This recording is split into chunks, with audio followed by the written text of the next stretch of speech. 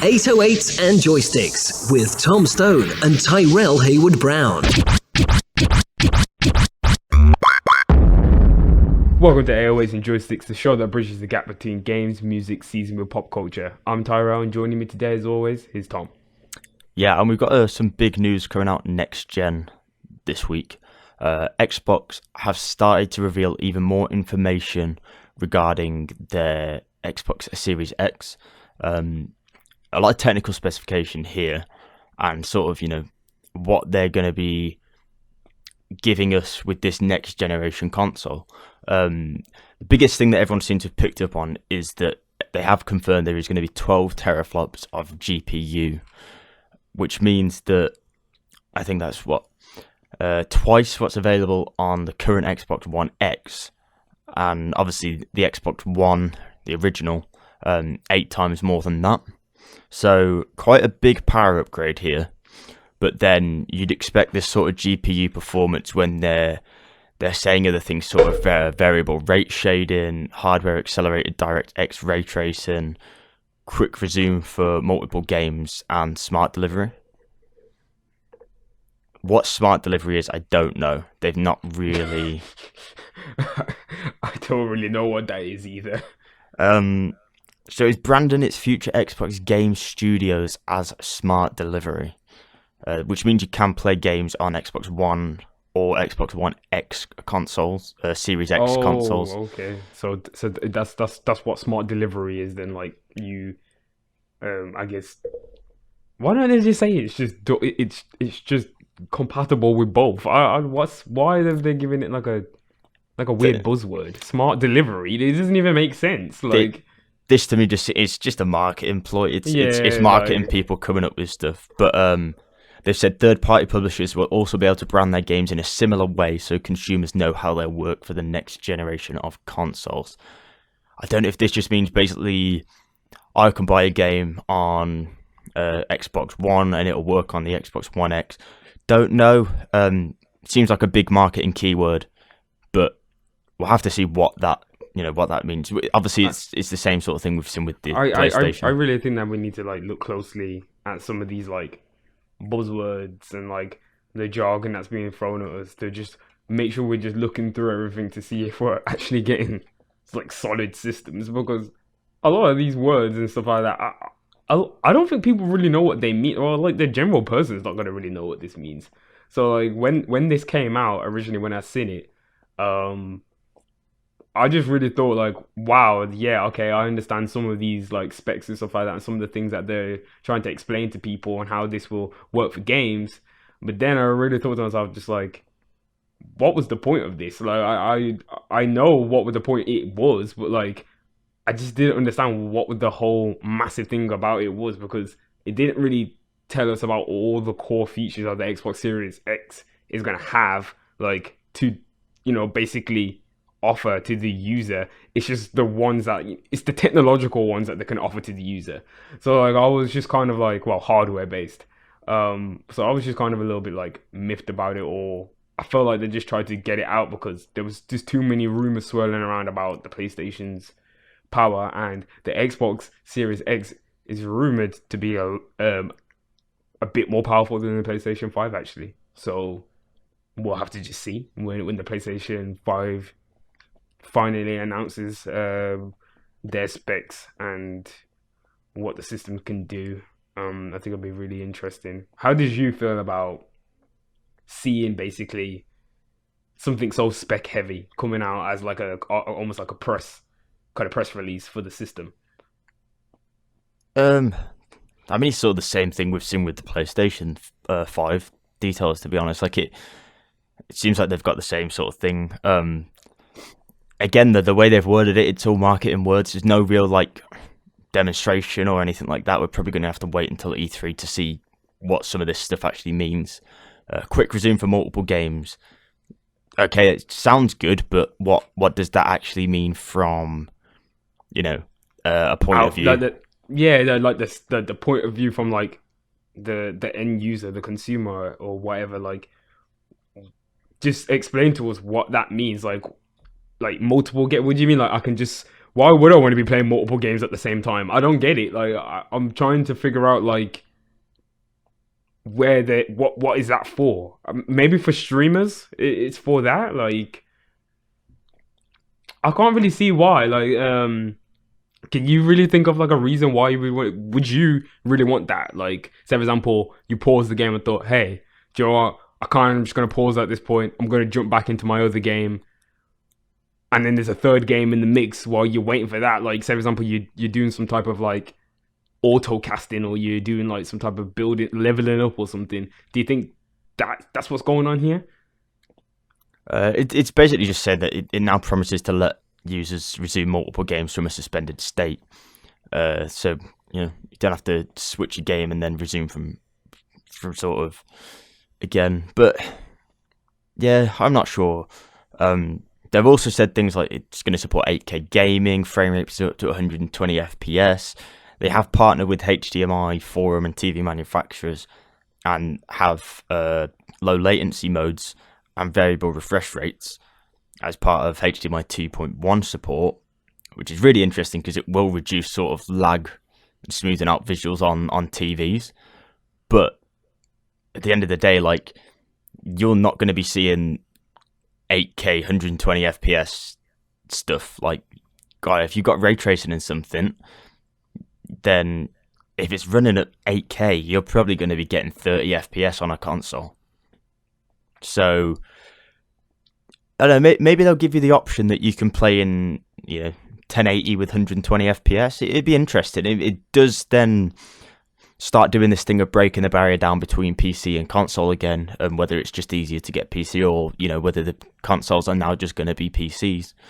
It's definitely like a interesting concept we're going to see coming forward, but whether anyone's really going to get the full capacity of that, again, marketing buzzwords to people that probably don't understand the technology behind what's going on, which is all great. But at the end of the day, if you're going to be selling this as a console that supports 8K gaming with 120 FPS, people are going to be expecting 8K gaming 120 FPS, and that's just not viable. Yeah, I just can't see it. Obviously it is there because the way how they've all they've crafted it and they put the specs out, like something has been 8K and is 120 FPS. Now, whether or not it's Halo Infinite, that's a big question. No, I think the difference is you have something that could be 8K, whether that's upscaled or not. I mean, you're not gonna, unless you have a lot of money, no one's gonna see the benefits of it because no one has 8K TVs. But it's basically, I think they're going, we can do up to 8K, and we can also do up to 120 FPS. But yeah, definitely not together. But the way it's sort of put, people may think that it's together. You'd hope that people that normally care about frame rate and stuff are PC gamers anyway, so you tend to sort of see that they wouldn't put that together. But you never know. It's a risky move from Xbox to announce that, I think,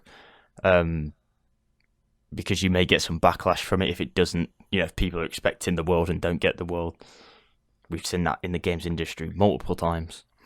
So I think I'm all for 8K support, because it means that this is probably going to, they're looking into the future with this as well. And that backwards compatibility, that's great. But whether we're actually going to see any benefit of that, or whether we're going to see any benefit of the 120 FPS when TVs can only go up to 60 at some point, is again, it depends on what you're doing. If you're gaming with a monitor, fair enough.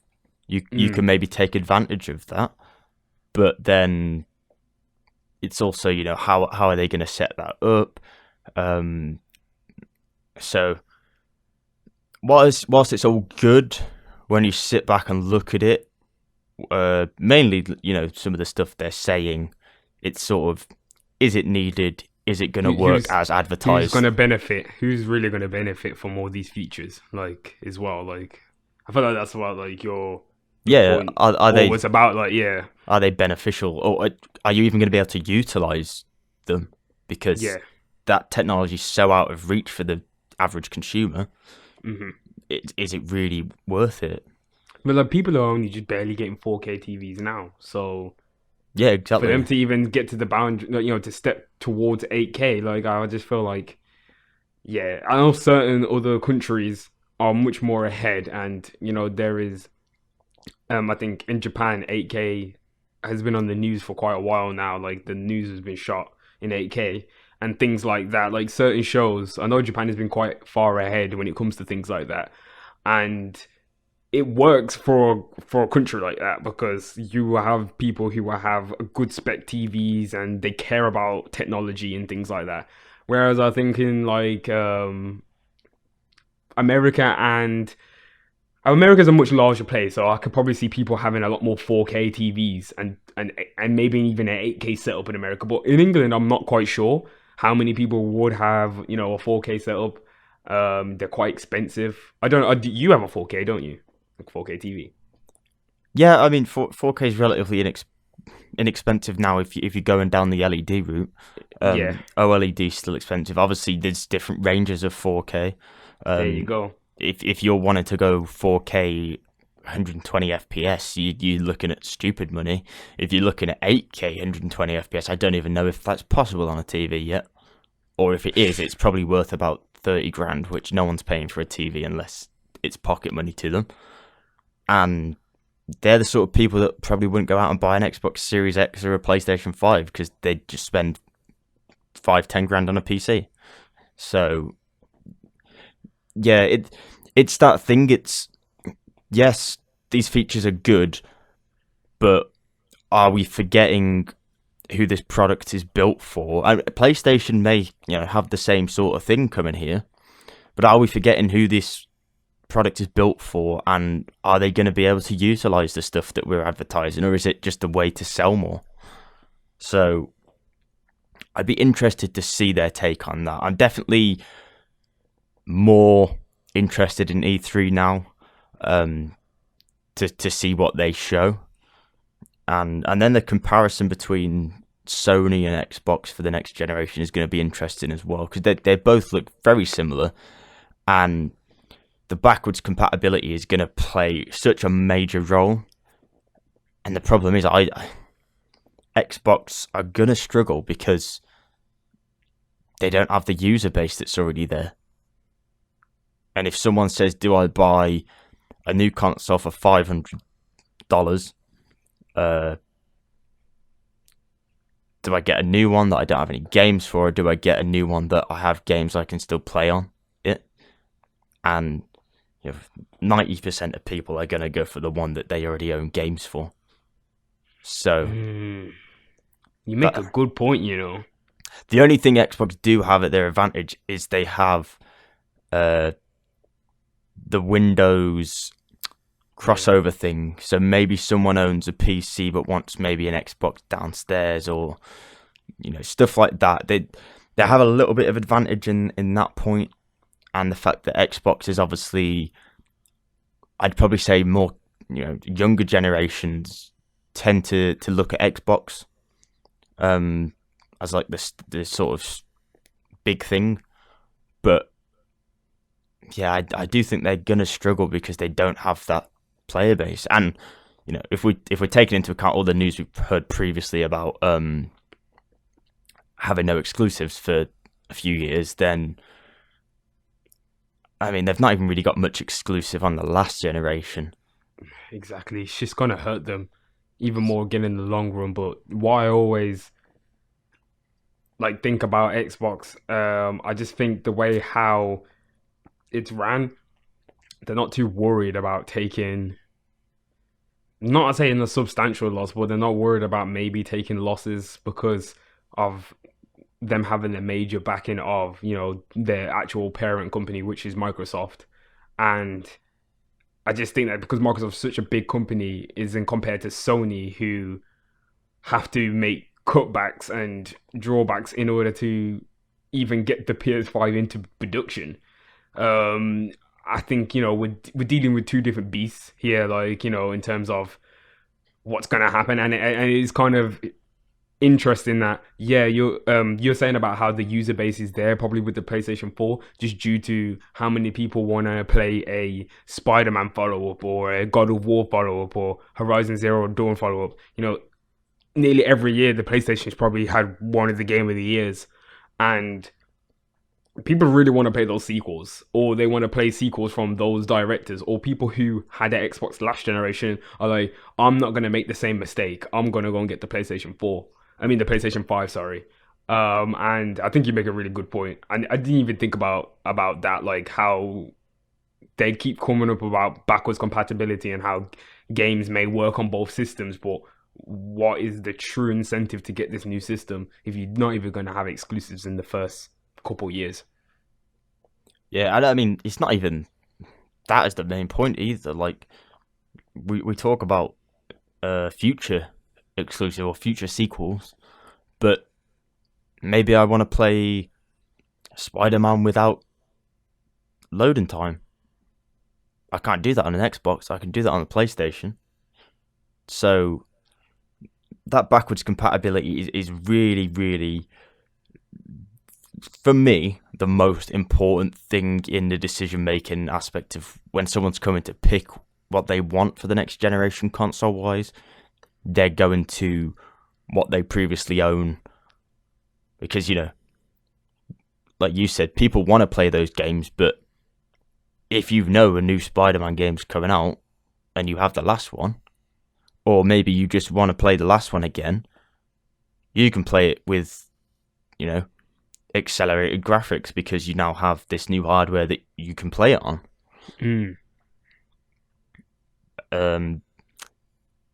That's the thing. Like, you can't port. It's very rare you're going to see these people port stuff over to Xbox, but it depends on whether crossplay becomes more of a thing, streaming becomes more of a thing. As we're going forward, that could change the whole landscape again. So it's definitely a new era for gaming, but it is, and also a lot of partnerships happening as well. Remember, we had the Sony and Microsoft partnership to work on cloud services and gaming, and then we had the Nintendo and Xbox partnership, which we really haven't fully seen the true extent of that partnership yet, because we heard Xbox Live was moving to Nintendo Switch, and you was going to get possibly the Games Pass on there, or maybe some type of Xbox games are going to be on the Switch at one point. But we haven't really seen anything from that partnership except for Minecraft. So we'll have to wait and see about that partnership. And the same with the Sony one as well. I know that Xbox is called xCloud. Yeah, then I think that is done pretty good in its beta stages. I know it's had a much more warm reception than Stadia did and has so far. Boy, we will get into Stadia probably in the next show, because that is just, that right there is a service that I don't even know what to really say about it at this point. The new generation is a new era. It's very much very different. Don't really know what to expect. Everything is kind of not really being talked about properly to its extent. Also due to fears of the coronavirus at the moment. A lot of massive developers and the big three are pulling out of lots of events that were supposed to be happening all over the world. So we might even see an E3 this year. Who knows? Hopefully we do. Yeah. I think we've covered a lot there. I think we're both excited for it, but it's coming to that point now. PlayStation are probably going to announce something very, very soon now. So when that comes out, we'll probably touch on this topic again and maybe do a little comparison before we know the full details. But there's other things that have happened as well. If we're talking about PC gaming, then GOG, which is Good Old Games, which is a PC marketplace if you don't know, announced a new refund policy yesterday, and it's very kind. Offers a lot of flexibility for PC gamers. So does that then push people to maybe move more to PC as well? Because there's the amount of marketplaces that are on PC compared to consoles. You have a cheaper, or what could I say? More frugal experience as a PC gamer, because you can get the best deals from different areas, which you don't get the opportunity to do on a console. But the new policy offers a full refund up to 30 days after purchasing a product, even if you download it, launch it, and play it, which is crazy. That's like a 30-day free trial. That's just like, it really is crazy how they've done this. Like, this is why I put it on the notes, because I just thought that this would be something that you would be really excited about. And I'm really excited about, because it's just something nice to see that people aren't getting screwed somewhere.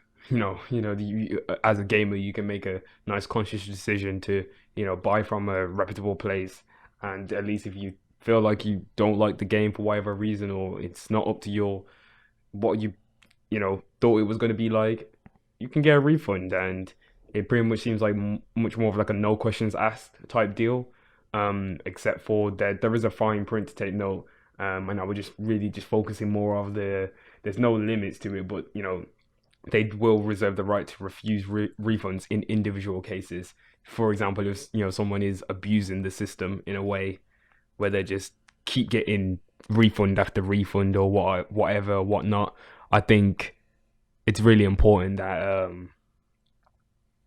we have something like this, so people can not feel like they have to be tied down to a game, although they made a bad decision. Mm-hmm. Well, it's a little bit different to maybe how you've phrased it there, or how maybe we phrased it just then, because it is a voluntary refund policy. So that does mean that they have the right to reserve, basically right to refuse any refunds if they don't feel like you said, in individual cases.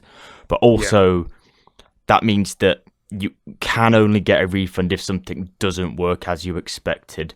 Now, this is good because we'll probably see other companies start to implement something like this, and it means that games companies in general will have to improve their overall experience at launch, because otherwise people could just get refunds, which is really good. But then it also does mean that it's not technically the 30-day free trial that we were saying. No, I don't think it's as free as we was just describing it as. It's not. Don't take a ride on. You know what I'm saying? Like, well, it's like you said. It's unreasonable amounts. So you can't buy a game for 30 days, finish it, and then ask for a refund. If you buy a game and you go, "Oh, I don't actually like how this plays. I thought this was going to happen, and the marketing said this," then fair enough. You get a refund for that. If you went, "Oh yeah, I don't really like, I personally don't like this, and I think this could be changed in this," then that's not really refund worthy. That's your opinion, and unfortunately, opinion wise, you can't just get a refund because you have a different opinion. You can leave a review, but you can't just get a refund for you having a varying opinion. Exactly. And also, like, I hope people are not going to be like, all right, then, well, I'm just going to try and complete a game really fast and, like, try and get a refund within, like, 3 days. That's just a real shitty thing to do, if that's the case. People please just play the game. It's a nice refund. Let's not abuse it, and then it gets, next thing you know, they get rid of it. Do you know what I mean? Like, it's for people who, will be really grateful to have something like this. If because there's games out there that people are not quite sure how it works, or they're not sure about the content in it, and it's up to people. If they don't like something, you can get a refund. It's how things are these days, isn't it? Really, we all trying to have our own like right to our own freedom to say, oh, we don't like this, so why should I pay for this or whatnot. Mm-hmm. Yeah, and we've covered a lot there about the refund policy, and sort of speaking about games that possibly you don't know what you're getting before you go into it. Obviously, EA released Jedi Fallen Order very recently, to really good reviews. Obviously, the game before that, Battlefront 2, was not very good. So I think if people were doing that, they didn't really know what to expect from that game, and it's sort of a good way to try that game out. If you don't like it, then get a refund for it. That makes sense. Obviously, don't take the piss and play it for 30 days and finish it and give it back. But that's a good example. And the thing is, they also cancelled another Star Wars Battlefront spin-off game last year. We have discussed the other two games they've cancelled previously. We've also discussed Battlefront 2 coming out and Jedi Fallen Order. So this was a third Star Wars game they had in the making with the codename of Viking. So it's meant to be a Battlefront spin-off, but with open world elements. So it's similar to what we've heard from the second game before, which is interesting, but it's not great. That game we're on about was Visceral's game, which had Uncharted director Amy Hennig on, which was cancelled. And then EA Vancouver inherited the assets from that project to start work on the second game we spoke about, which became Project Orca, which again was sort of like an open world online expansion, not expansion, but like iteration of that first project that failed. And then when Orca was cancelled, apparently EA Vancouver began working on a third project that was planned to release in the fall of this year, which was Project Viking. However, that's also been secretly cancelled now. So it sounds like this is sort of the same game that's been passed around in different iterations, and it's just sort of had too many cooks and just sort of kept failing, and in the end they've just sort of like let it go. Do you know what? It's because they were too busy trying to get off this Star Wars Destiny clone that they were trying to work on. And this is it. Like, EA is obviously trying to perfect the source on how to do a Destiny set in a Star Wars setting. And I really do think they had Anthem as their testing ground, and because Anthem flopped, they don't know how to go about doing this open world like live service type whatever they're trying to make at the moment to relate to Battlefront. It was cancelled in spring 2019, which is roughly around the same time Anthem launched. Oh my gosh! So are we uncovering a conspiracy? This is an exclusive 808s exclusive. You have a good point. But yeah, like it's definitely something that needs to be considered, because that market area for a looter shooter with Star Wars assets, it could be great. But obviously they didn't seem to grasp. I mean, the Battlefront games are really good technically. Yeah, it's Frostbite, and did DICE work on the last Battlefront personally? DICE do all the Battlefronts. See, if DICE themselves are working on the game, they are the architects of the Frostbite engine. If they are working on the game itself, Frostbite engine works flawlessly. It's just whenever they're not working on the game, or they don't send their main team anywhere, that's a big statement. It's true, Tom. If you look at EA, and when they were talking about the development of Anthem. Remember when we seen that article by, is his name Jason Schreier, on the massive, no, it wasn't an expose, but like it was more like talking about the failed development of Anthem. They were saying how the lack of them having the DICE technical team was really what led to the demise of the game, because they could not figure out how to make that engine work for a game like that. Same with Mass Effect Andromeda. They didn't have the core team because the core team were called away to, guess what, to work on FIFA. Yeah, well, that's what I was going to say. I don't think that you can say the Frostbite engine works flawlessly, because Exactly.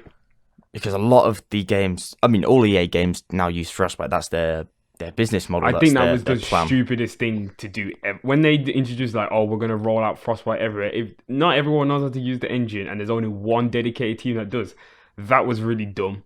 Like, I just think it's just, why they're EA. Like, they should have known better to use a much more friendly engine. At least Bethesda's engine, you could just pass around and, any old Joe can pick that one up.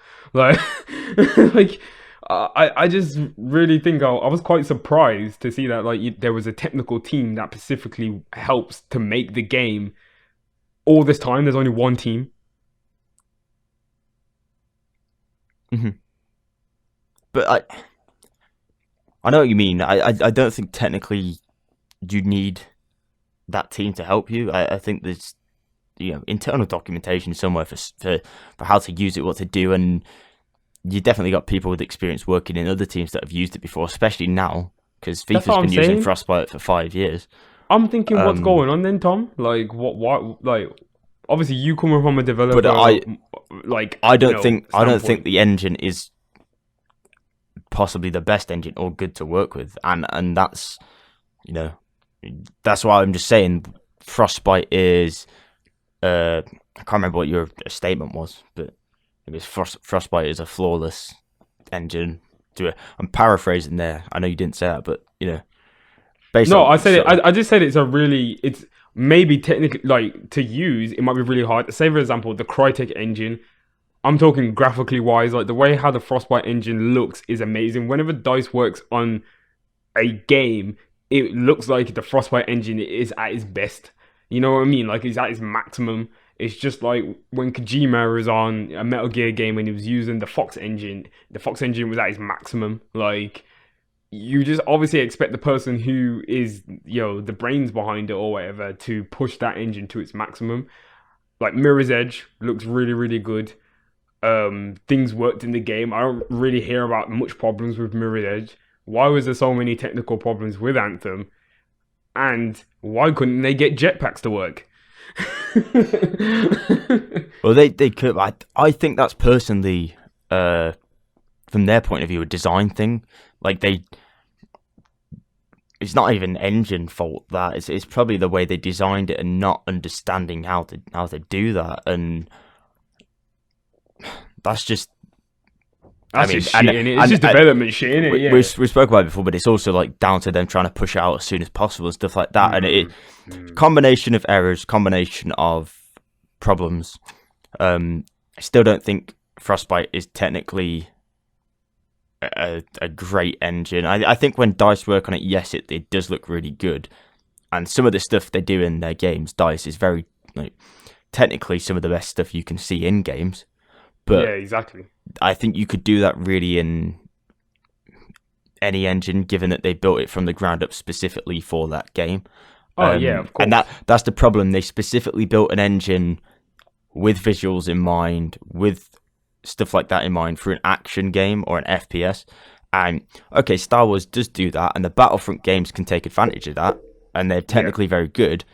Yeah. But then it's all the design decisions after that where it's sort of like they've not considered that.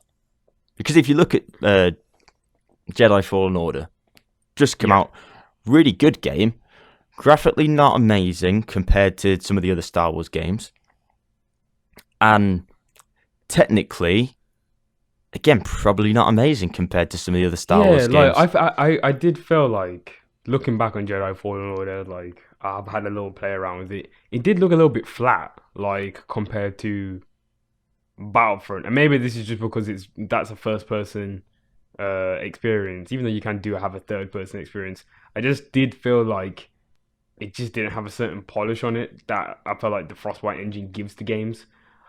But different teams, design aspects. There's all these other things that come into play here that I feel you like can't really account for. Like, yeah, I feel like when you say Frostbite engine has a polish on it, only DICE give it that. yeah, that's what I. Whenever I see graphics in any of the sports games, apart from maybe NHL stuff like that, but any of the sports games or Mass Effect, we spoke about Anthem, stuff like that, there isn't that polish that the Battlefield games seem to have, and the Battlefield games seem to be a tech demo to a degree for the next iteration, and is that because the people at DICE understand the engine so well and they improve on the engine? Because at the end of the day, your engine it's just a framework that people build off, and yeah, exactly. Yes, it's okay to have that engine. You can use it and utilize all the tools that are available there, but if you can't improve on the engine or cater the engine to do specific things that you want to do, then you're not going to get the best performance from it. We see it with a lot of games when Konami started using Fox for PES, and when FIFA started using Frostbite. EA started using Frostbite for FIFA. Good comparison there is both of them didn't really know what they were doing, and the engines weren't necessarily set out to be designed for that. And is it the better route? Yes, because the FIFA team will have their own dedicated sort of version or things they do with that engine. It's different to what DICE would do, but DICE have probably got a completely different version of the Frostbite engine, if you want to call it that. And, if they are going to go down the looter-shooter thing, surely, DICE would probably be the best people to do that and get some story people in from somewhere else. Because, the Battlefront games are great. I don't know if Battlefront 2 was actually a pilot for that as well. Battlefront 2 and then Anthem were both pilots for a Star Wars looter shooter. Both of them flopped because the loot system was god-awful, and obviously the mechanics in the Anthem then were also god-awful. We may be onto something. This might be the EA conspiracy, because it does sound like they are just doing a bunch of things and throwing it out and just be like, okay, they didn't like these things. But they like these things a lot. Okay, we'll put some of that in a game and let's see what happens this time. Like the same way how they did Battlefront 1 and it came out and it had no campaign mode, just online only. They really focused on how to see how people interacted with the multiplayer and how they would react to having an online only experience via Star Wars Battlefront, which people obviously did not expect. And of course, Battlefront 2 had the campaign mode as usual these days. Remove the campaign mode and bring it in the second game or DLC or whatever you want to do these days. They did have some single player stuff in the first one, but it wasn't full campaign like the second. I'm about to say single player stuff, but it was barely a story mode though, was it? I must say that the campaign mode in Battlefront 2 is very good. So you have to give them that as well. It was just the loot stuff that let them down, and that. Yeah, that's what I'm saying. I'm saying it was a good addition, but obviously people thought and knew their first game should have had a story mode, but then they seen obviously the story element of the campaign mode works really well. So then they had Jedi Fallen Order, which is a story driven experience, and maybe they're just trying to see how everything works. Well, Disney did come out and say they want more games like Fallen Order, and we also know that EA is in a lot of shit because of microtransactions. So a looter shooter, especially after their foray into that with sort of Battlefront 2 and Anthem. Let's take a leaf out of sorry, carry on. I was just gonna say, and Mass Effect sort of adventure thing. Their foray into that. Well, doesn't look. We good, haven't even. We'll touch on it a little bit, but Anthem. I don't know if you've really seen the news on that. Because I've been keeping up with Anthem, and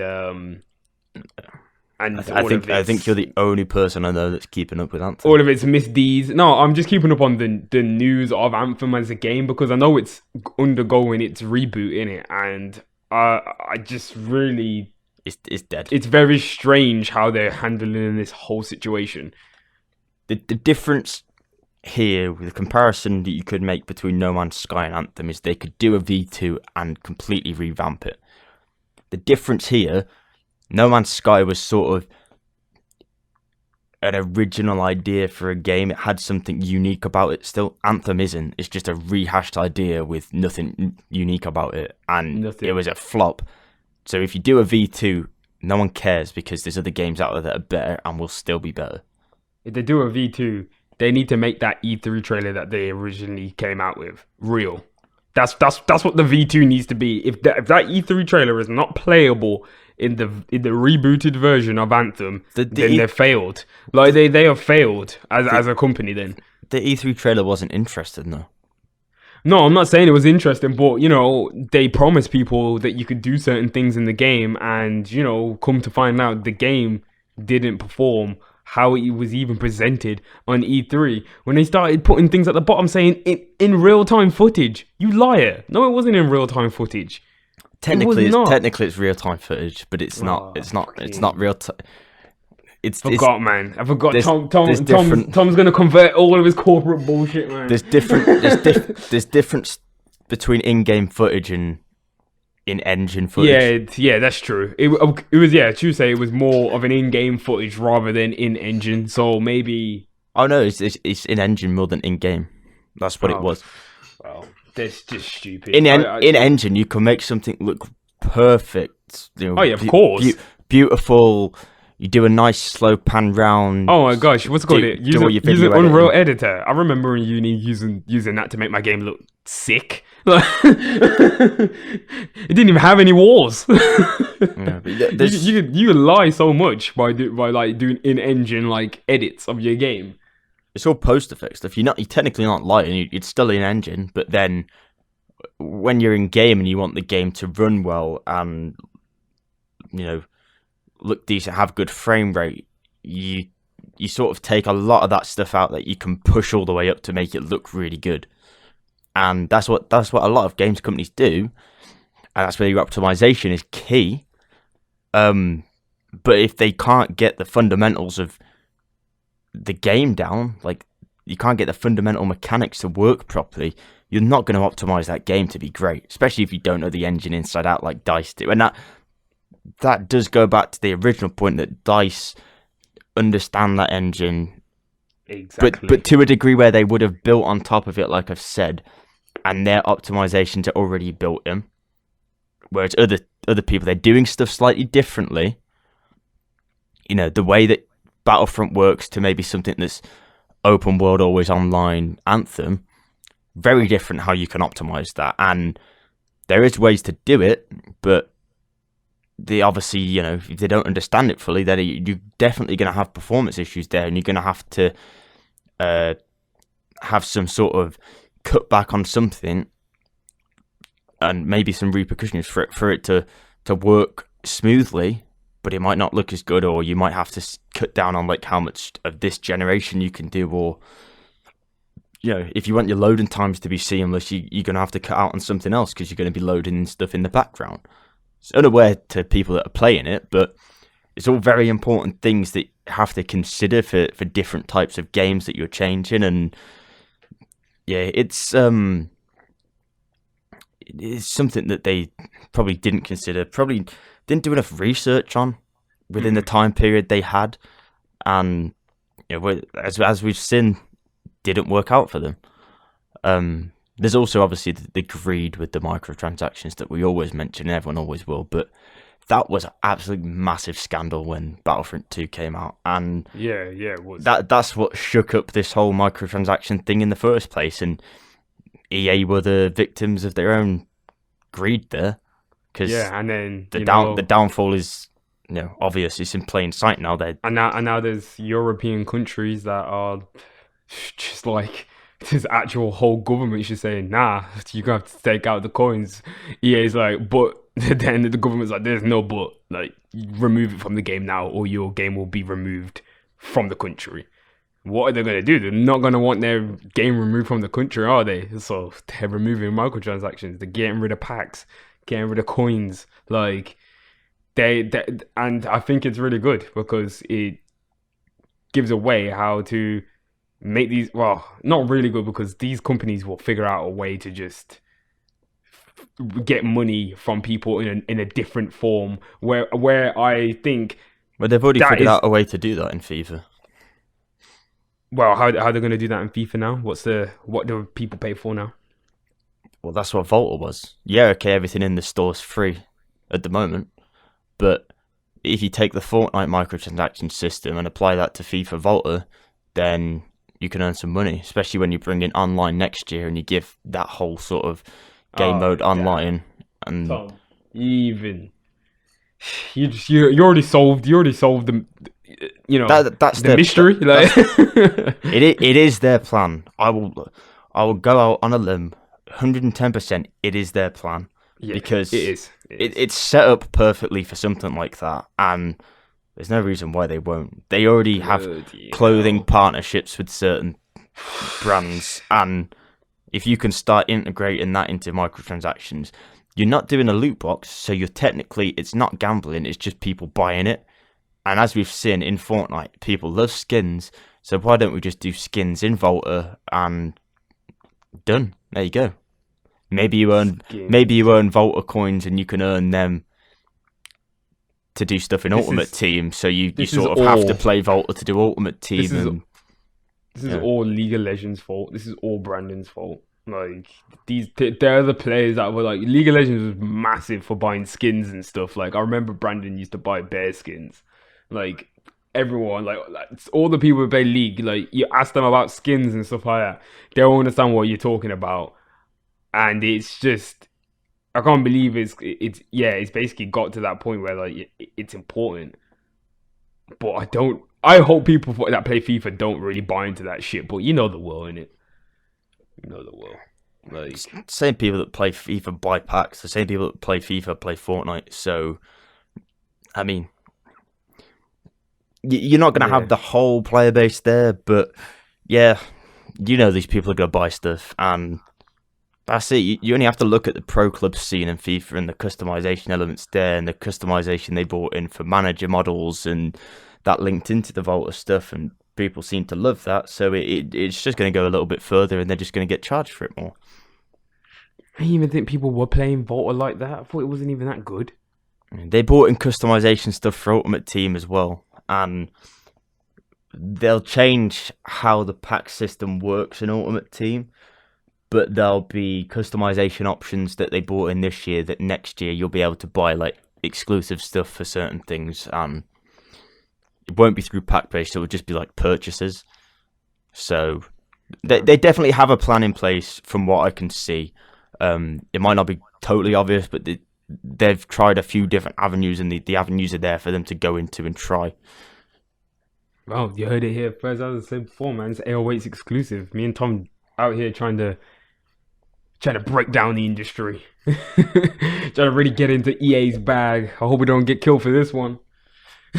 Yeah, I have got down here that we can discuss dreams, but we've actually spent a long time discussing other stuff. No, but let's discuss dreams, man, because I know you really want to discuss dreams. No, because before the show started, we was talking about, like, the notes before, and I was saying, like, I ain't really played dreams, and I don't think Tom's played dreams either. Like, we both plan on getting dreams, and I think we should discuss it because it's been a really high point of contention just for gamers all over. Like, everyone is very kind of like captured by the game, whether they don't like it or they do.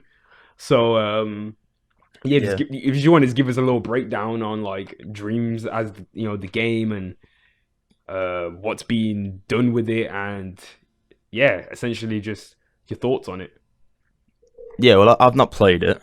I've watched a lot of stuff on it, and like I said, everyone was very cautious as to what to expect from this, because obviously this is the people that made Little Big Planet, and we've known about Little Big Planet before. We've seen things like Super Mario Maker. This is a completely different beast, because the possibilities are literally endless with it. You can make music, you can make games, original games, remakes of games. We've seen people already within the first month, or throughout the beta and within the first month, people have created Super Mario Sunshine, PT. Someone's remade PT. It's goddamn insane. And it's not even like a bad remake. Like, someone's made this on a console in a game, and it looks like it's a game. This is very, very revolutionary. It's going to see people spend a lot of time in this, and I think what you'll probably see coming out of this as well is people concepting ideas for games or stuff like that, and people building on the back of that. A little bit like Gary's Mod sort of stuff on PC, but this is obviously now on consoles. Yeah. By the way, PC people who have PCs, very, very pressed that they can't play this game. Like, a lot of people on the PC are very upset that they can't play this game. Like, they are just like, why did it only have to be on the PlayStation 4? Like, oh, this is trash, and why would you want to play a game where you can only make games? So I'm just like, whoa, everyone chill out. Like, this is like a technical marvel for gamers all around the world. Like, why are we should all be celebrating this? Well, you don't have to play the game, because it's not only a game where you can make games. You can play the game. I've seen a lot of people actually, and it's very interesting because you can play this game as a creative. You can play this game as a player and pick which games you want to play, or you can play this game as both and do a bit of both. And it requires a lot of skill to create the games that people have made in this. But if you put your mind to it, and people do, then you're creating wonderful experiences. And if you're not, if you just want to play these, you can play a vast amount of experiences, and they're only going to get, better, and that there's going to be more of them. If this is 1 month, think about what could be going on in a year. And God, I mean, people have remade Crash Bandicoot, people have remade Spyro, people have remade things like Sonic. That people have made original games already.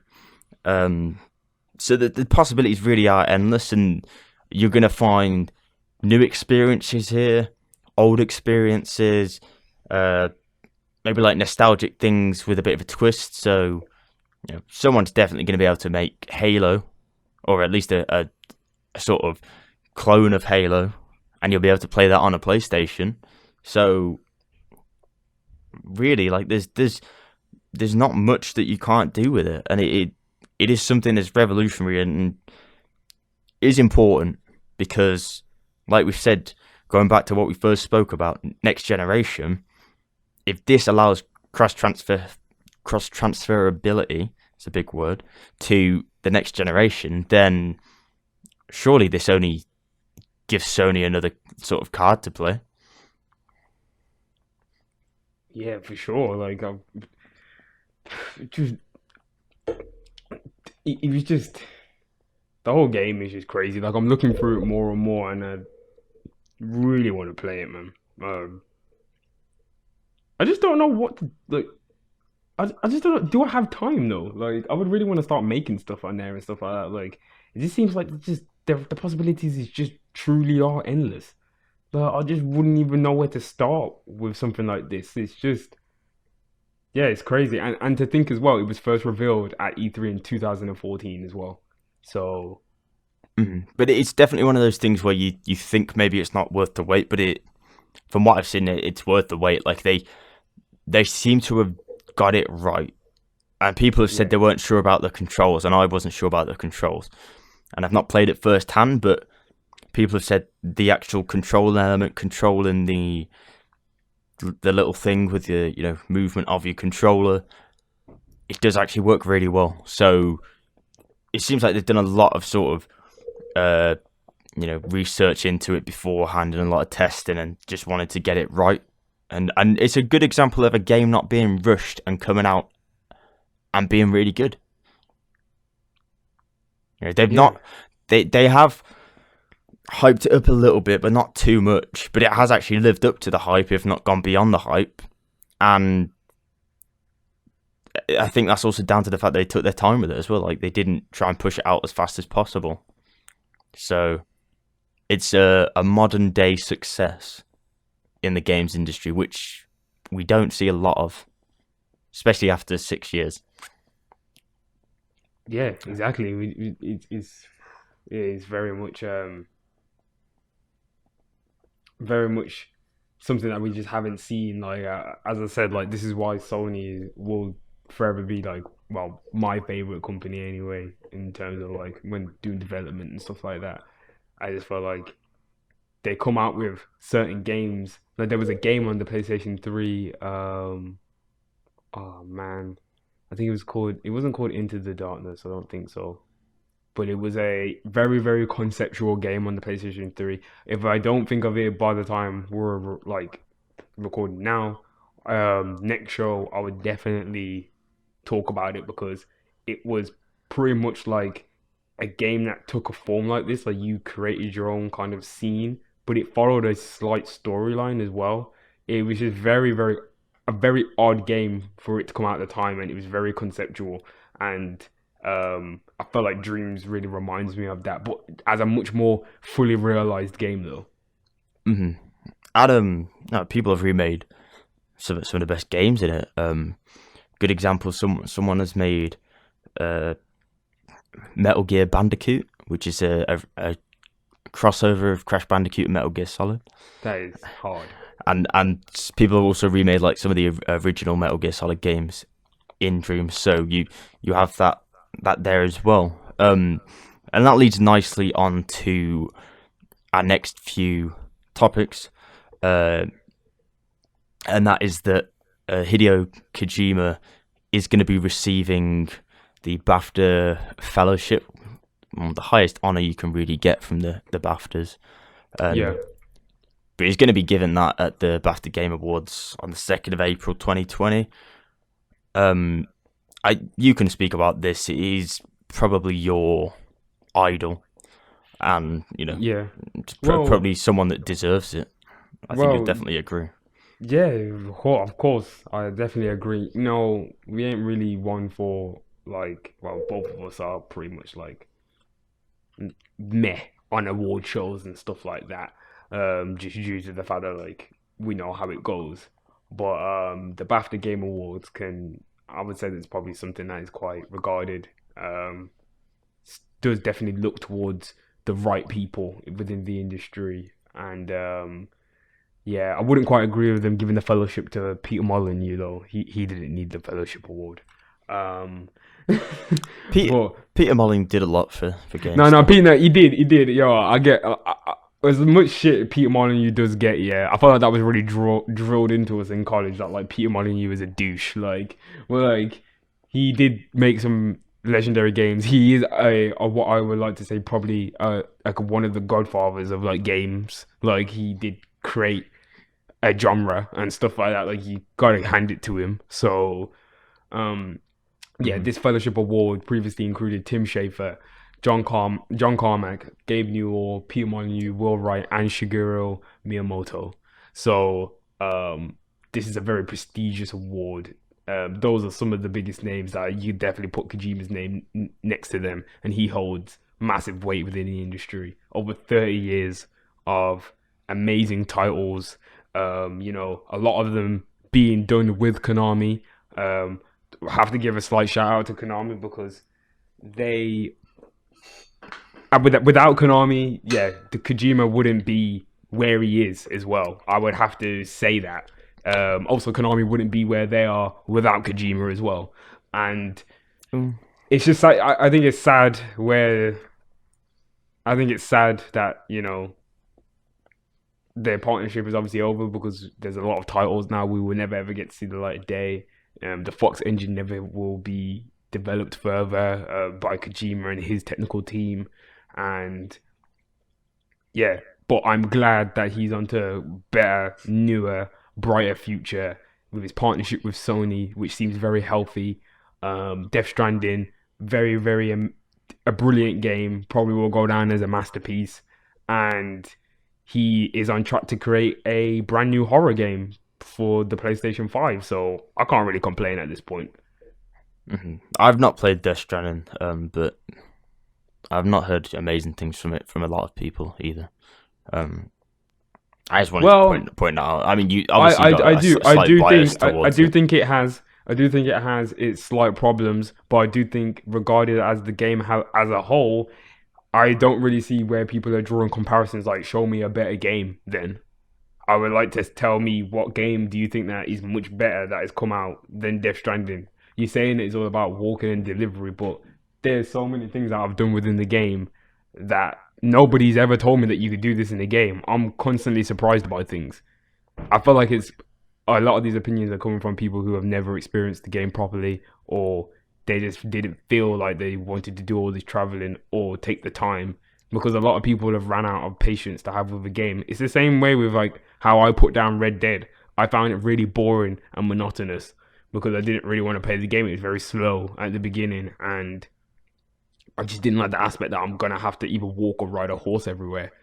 In Death Stranding is kind of the same, whereas, but I have an option. I can get a motorbike or I can get a car or something. So I just prefer that style of game, and the storyline is really, it's quite weird, but it's really, really good.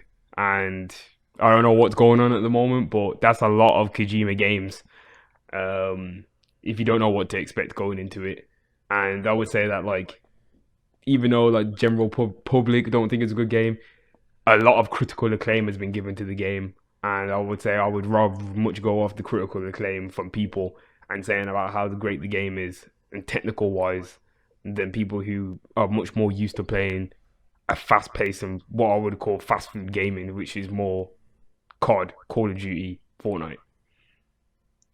Mm-hmm. Not to say that those are the people who you were talking to. I'm just saying that's some of the comments that I've seen from people online. The types of game that they play, the ones that they say are good games, they start bringing up just games that have been done already. There's nothing new. I've seen those kind of game. Like, there's nothing very brilliant or exciting about that game. Yeah, it works very well, but at least he tried to take a risk with a new type of game. Mm-hmm. And I think that is a great sentence to sort of round it up. Obviously, the people that he's in that category with, I'd basically call it the Hall of Fame of games. Yeah, they're all risk takers. Every single one of those guys in there. They're all risk takers. They're all innovators. They've all done something that's changed the industry. And if you are gonna put that list down of people that have done that in the games industry, then yes, Kojima does need to be held in regard of having that sort of influence on the games industry. Who do you think should be next, Tom? Sorry, just quick last one. Like, who would you like to see next? Because obviously, like, Kojima's there now. That's my guy in it. But like, is there anyone that you in particular would like to see get a Fellowship Award that you admire within the industry?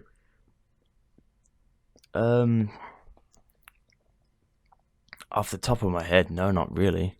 Like, I can't think of anyone that's done anything great individually over the last, I don't know how many. I don't know. Any? Oh, I was gonna say you could say controversially Sean Murray, but I don't think anyone would agree with that. But do you know what? Yeah, give it maybe about 10 years, he probably will get a Fellowship. Like, he probably will still, because he's the turnaround he did on No Man's Sky, and people give him a lot of shit for it still. Like, it's not just him, but you could say, like, given a bit more experience, or like you said, a bit more time, could show signs of that. But no, there's no one notable at the moment that I could go to and say that. But I think the industry's also changed in that sense, that it's not so much individual anymore. Yeah, it's more about individual studios, and I feel like studios are having a much more of an impact now. Like, development studios, we're gonna see them shine. Like, the way how we kind of are, expecting great games out of one certain studio. Like the guys who make Life is Strange games, like, they're like one studio that that they're behind it. There's not really a specific person. Mm-hmm. In fact, I will say probably the only notable name that does come to mind is I can't remember his name, but I think it's Corey someone. Corey Feldman, the God of War. I feel like it's I felt I want to say that's his name. I don't want to get it wrong, really. Like, I think it is.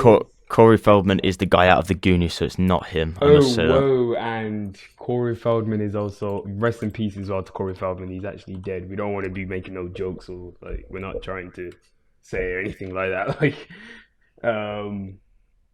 I think his name's called Corey something. I don't know. Anyway, guy from God of War, the developer. We're getting off the topic. Like, hang on, Corey Feldman's not dead.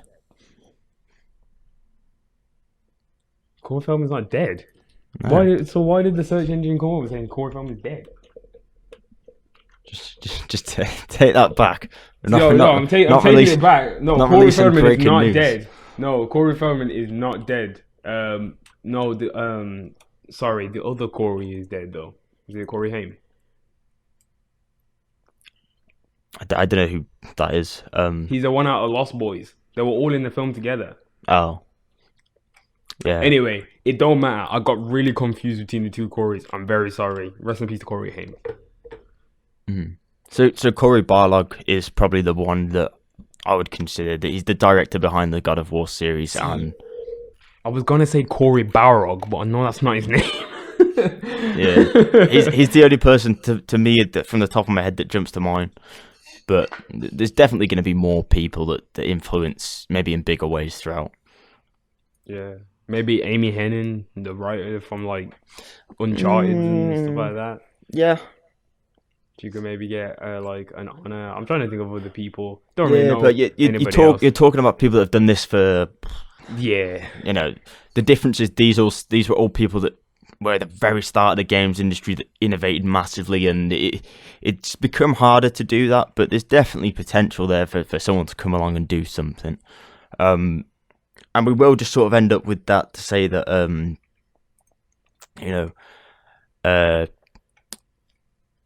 Konami Code creator, was it Kazuhisa Hashimoto? Yeah, Kazuhisa Hashimoto, yeah. Yeah, I was going to say I didn't want to really get that wrong, but he was one of the... He gave people basically the Konami Code.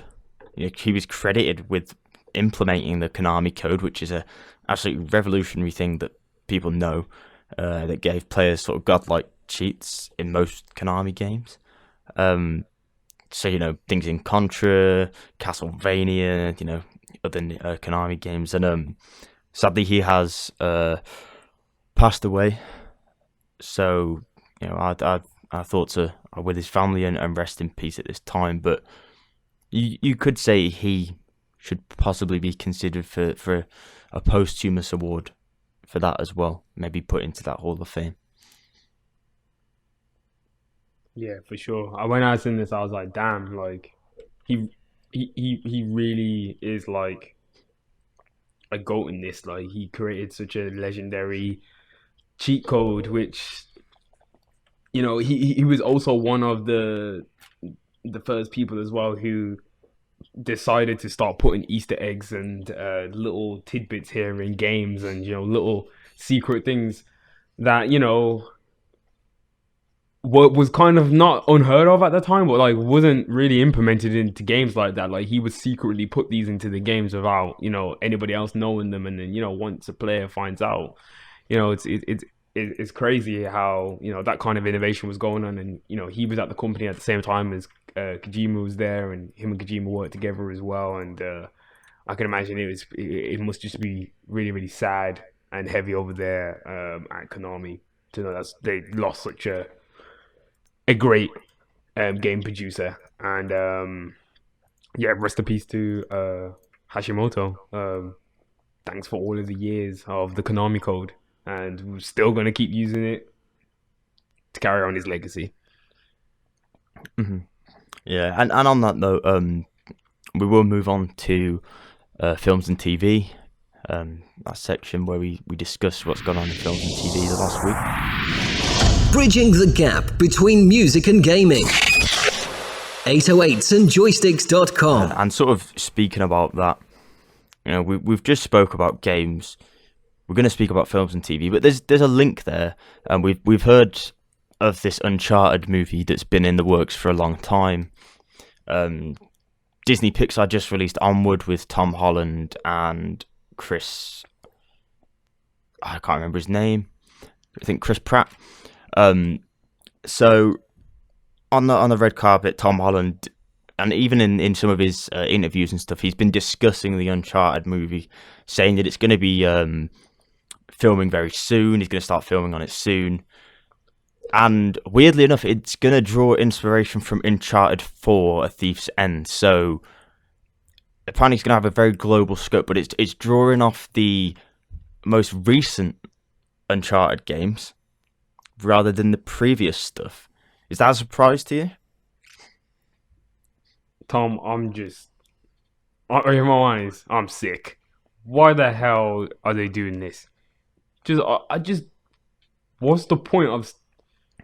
It's not gonna be like Uncharted then, innit? Like, because if they wanted to do a sequel, what are they gonna do? Just set them all as prequels?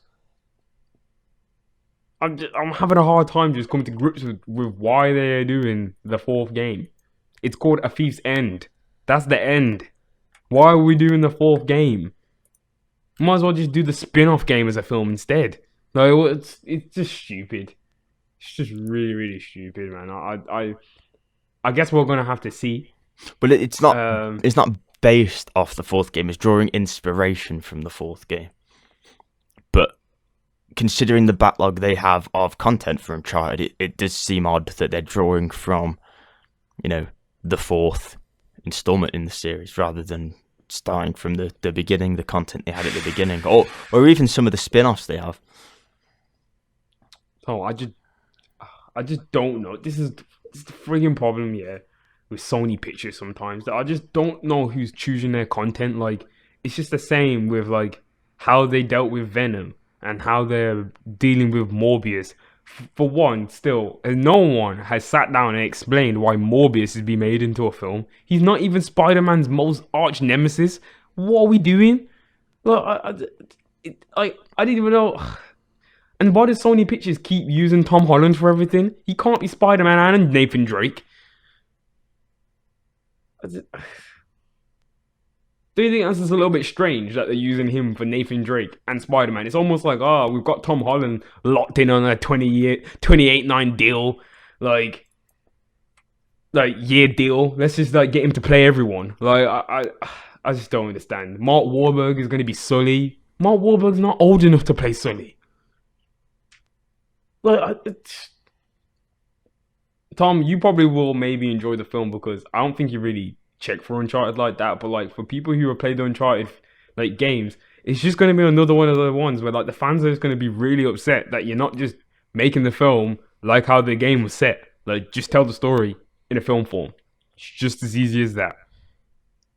Mm-hmm. Well, no, I understand that. I don't see why they can't do that. I mean, if you want to do it like the Indiana Jones series, you've got 4 games there. You could make 4 films, a really good sort of trilogy if you wanted to, and condense the story down into 3 films. So sick. You get one director signed on for the film series to do Uncharted over a series of 10 an 8-year gap or a 10-year gap in all the Uncharted films are going to be made, and they're going to be able to maybe somehow put the side stories in there as well, and all this other Uncharted material that have floating about.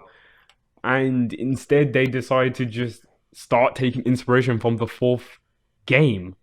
What is the point of that?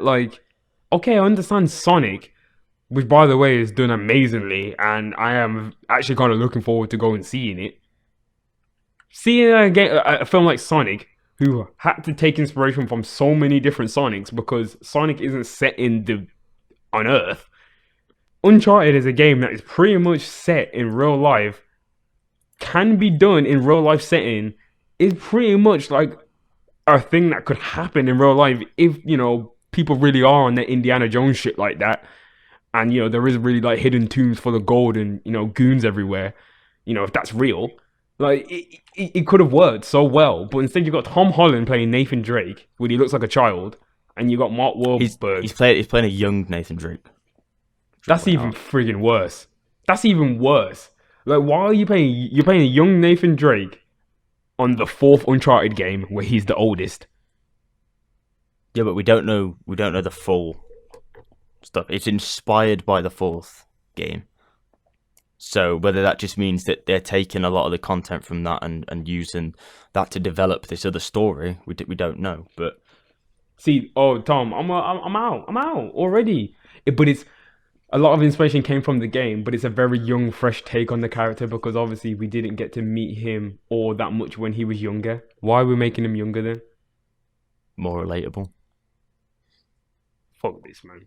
I'm just not even in on it at all. Like I don't even want to watch it now that I'm hearing about this kind of stuff. It just sounds terrible. Like it doesn't even sound like Uncharted. It doesn't sound like an Uncharted film anymore. It just sounds like, oh, we're gonna just make a film that's gonna be loosely based on Uncharted. That's the problem you always have with video game movies that are loosely based But it's on shit, stuff. man. Detective Pikachu was hard. What's wrong with everyone? That was loosely based on game, though.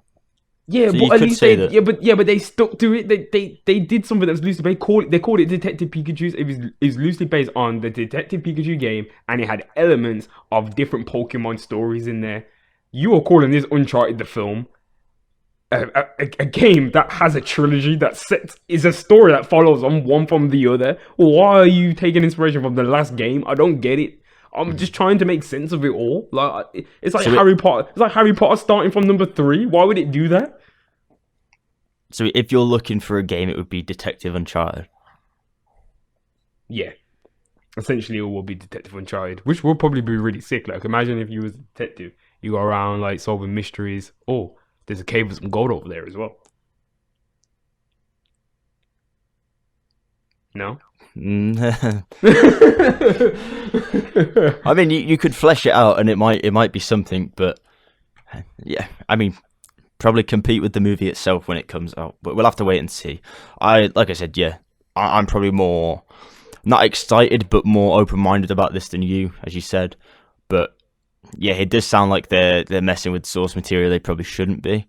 Definitely. Speaking about fresh takes on stuff and messing with source material, we got an official trailer this week for Jordan Peele's take on Candyman, and it's a very fresh look on Candyman. Very, very, very fresh look. But see, this is a good way of doing fresh takes because it's set after the first film. It's based on a character from the first film. They are brought back characters from the first film. They have made it very clear that this is a retelling of the tale. Do you know what I mean? Like I and it's trailer was crazy. What do you think of the trailer? Yeah, the trailer was very interesting. I like the take on it. How did you like this? The creepy "Say My Name"? Yeah, I mean, obviously you see that. I understand why, but I don't know if it didn't work as good as I got 5 on it. But, yeah, I didn't think it was as creepy. But it made sense because obviously it's a new, fresh take on it. Candyman, obviously, Say My Name. It's what you do. I mean, if you don't know what the Candyman story is, then you didn't have a childhood. But yeah, it makes sense, interesting.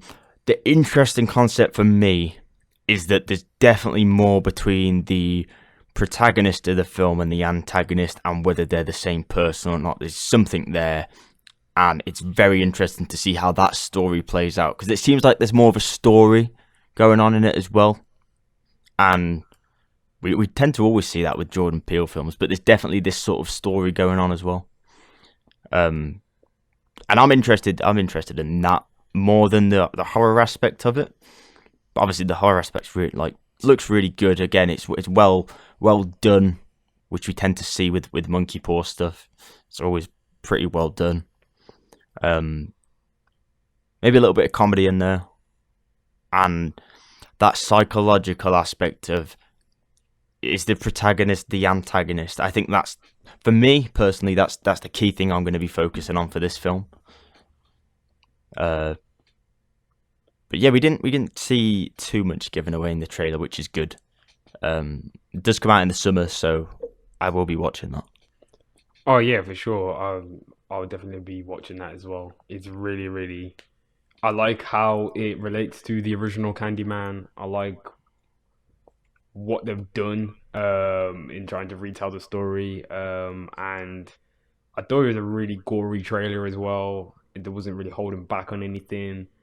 And yeah, I like the style. You can tell a Jordan Peele film like now. Like it's really odd. Like all of his films have this certain feel and look to it, and Hmm. he's even the sounds that he does. He loves using those kind of like sounds and effects that like are in all of his films that make it that extra like level of like fear and creep. Like it's just yeah, it's really cool. I didn't like Us as much as I thought I was going to, and I I was kind thought of disappointed about Us. I thought Us was really good. No, I Um, thought Us was good, but I was just a little bit disappointed because I just felt like I wanted more. Do you know what I mean? Like I felt like the story was so sick. Like I felt like oh man, there was so much that wasn't still explained. Like I felt like I just wanted a little bit more out of the film, and it kind of like oh damn, like that was the killer twist. Like oh cool. And I just felt like there I was think so I much think more to be explained. I think that was meant to be the point. Though I think it was meant to not. It was meant to make the viewer ask questions still. Ask And questions, yeah. you do see that with all of Jordan Peele's films. He tends to get the viewer to ask questions to themselves after the film's finished as well. Even not his horror films, things that Monkeypaw have worked on in general.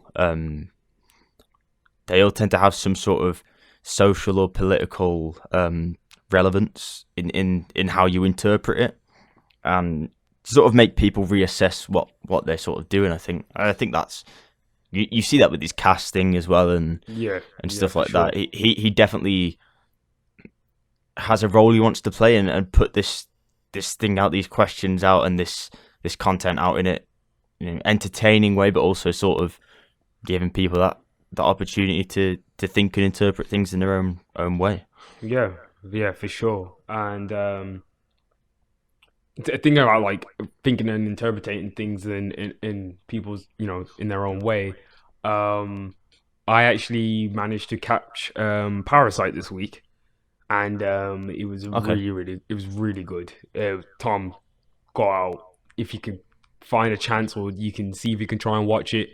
Definitely go watch it. It's an amazing film. I understand why it won best film. I understand everything. I think people are being really stupid and insensitive when they say they refuse to watch the film because it's in Korean. I feel like people need to broaden their horizons because it's much more than just a foreign film. It definitely deals with aspects and problems that plague society in the entire world. And I think we need to really look at how far people are willing to go to maintain a lifestyle. Yeah, So I yeah, mean, it's really it's trust me, it's really. I'm not even just saying this because obviously it's got all of these. I didn't even thought it was going. I didn't think it was going to be like this crazy. Like, but it's a very very impressive film. So yeah, if you have a chance to go and catch it before it comes out of cinema, then I would definitely go do that. yeah, I do want to go and watch it. The only thing is, yeah, it's in Korean, but nah, I'm just joking. I don't really get the chance to go to cinema too much and watch these sort of things, so I may wait until it comes to digital platforms and rent it or something. Yeah, well, that's what I was saying. Like, it is, and it's a long film as well. So, like, even if you wanted to go to cinema, like, watch for yourself, like, it's quite a long film to even like just chill on your own and watch it. So, like, I would maybe wait until it hits streaming services. It's been out for quite a while, so it's probably gonna come on like streaming services pretty soon. Hmm. Yeah. The only other notable news for me this week was that there was a surprise sort of announcement by Bob Iger, who is CEO of Disney, and he did say that he was going to step down effective immediately. Bob Chapek, who is, I think, Chief Officer of Parks, or Chairman of Parks, he's going to take over Bob Iger's role in the future. For me, this is a really big announcement. I personally really like Bob Iger. I watched the Disney documentary, the Imagineer documentary. And as someone that's a creative myself and really does like Disney and is not really invested in Disney as a company, but invested in Disney's creative process, because in my opinion they do the most creative things for things like parks, stuff like that, innovation. You can't question them on that front at all. I've first-hand experienced their new animatronics and then actually watched the documentary on it, and it's incredible what they are doing with the animatronics and stuff like that. Considering this is a theme park company or an animation company, the fact that they're doing all this stuff is incredible. But how Bob Chapek takes this role as he's chairman of Disney Parks Experiences and Products, whether he is as open and creative for the Imagineers as Bob Iger will be, we're going to have to wait and see. But Bob Iger really did turn Disney round from 2005 onwards and saw Disney buy things like Marvel, Lucasfilm, do all that sort of stuff. And he really did expand on that a lot. Well, I really felt like, as much as I'm probably the biggest anti-Disney person. I felt like it's much more for the sake of just like the show. I'm just trying to keep captivating content. And somebody has to be against Disney at this point. They're just too crazy and too big. And yeah, but it is really sad to see Bob Iger go though, because he did make so many major moves to make Disney where it is now, like the major entity that it is. Like, yeah, it's kind of well, he was also apparently be stepping down in 2018, but they wanted him to stay for the launch of Disney Plus to make sure that was seen through, which makes a lot of sense. Like, why wouldn't you want him to oversee that? Like, the launch of probably Disney's biggest, that's probably their biggest thing now. Like that Disney Plus will be Disney's lifeblood for the rest of however long, until the internet destroys itself or whatever. Like, that was a major thing. So that for him to oversee that as his last project is probably quite the way you want to really go out. And seeing that is, it's still going to be, taking a role until 2021, and then he will officially step down. So we're going to see, at least 2 years of content come out for that service as well, that he will still be overseeing. So yeah, he was just talking about Bob Iger. He was just talking about how the new guy, and about the parks, and how he's mentioned. I think it's. No, carry on. I think it's really important he's overseeing that role. I definitely know a lot more about this. For me, it's a personal thing. I really like. I always have liked Disney and the values they have for certain. I know people say certain stuff in the past, but if you really look in detail and watch the documentaries and stuff, Walt Disney was a creative visionary, and what Walt Disney did, just in general for a lot of things, was really like, media wouldn't be where it is today if Walt Disney wasn't there. And he never stopped doing what he loved. He never stopped trying to do something different, to always do the next thing, to get the next best thing. Disney had touch screens in their part back in the 80s, in the 90s. Like, they've constantly been revolutionizing stuff, and you don't understand what they've been doing until you sit down and really look into it and watch it. And Walt Disney started the Imagineering process. These are some of the best people, the most creative people in the world. And what they do each day, every day, behind the scenes is incredible. Now, they went through a rough period. Bob Iger come in and went back to those core values that made Disney so good in the beginning. And they're really, really going to lose something amazing with Bob Iger at the helm. But for him to sort of do a smooth transition and try and pass those values on for Bob Chapek, or let Bob Chapek keep those values, I think that's so important for Disney, because yes, it's all good that you can buy all this stuff and pump all this content out, and people hate Disney for that, but if you look at what Disney do, content creation wise, park wise, technology wise, they are at the forefront of it, and they have been for the last 15 years under Bob Iger.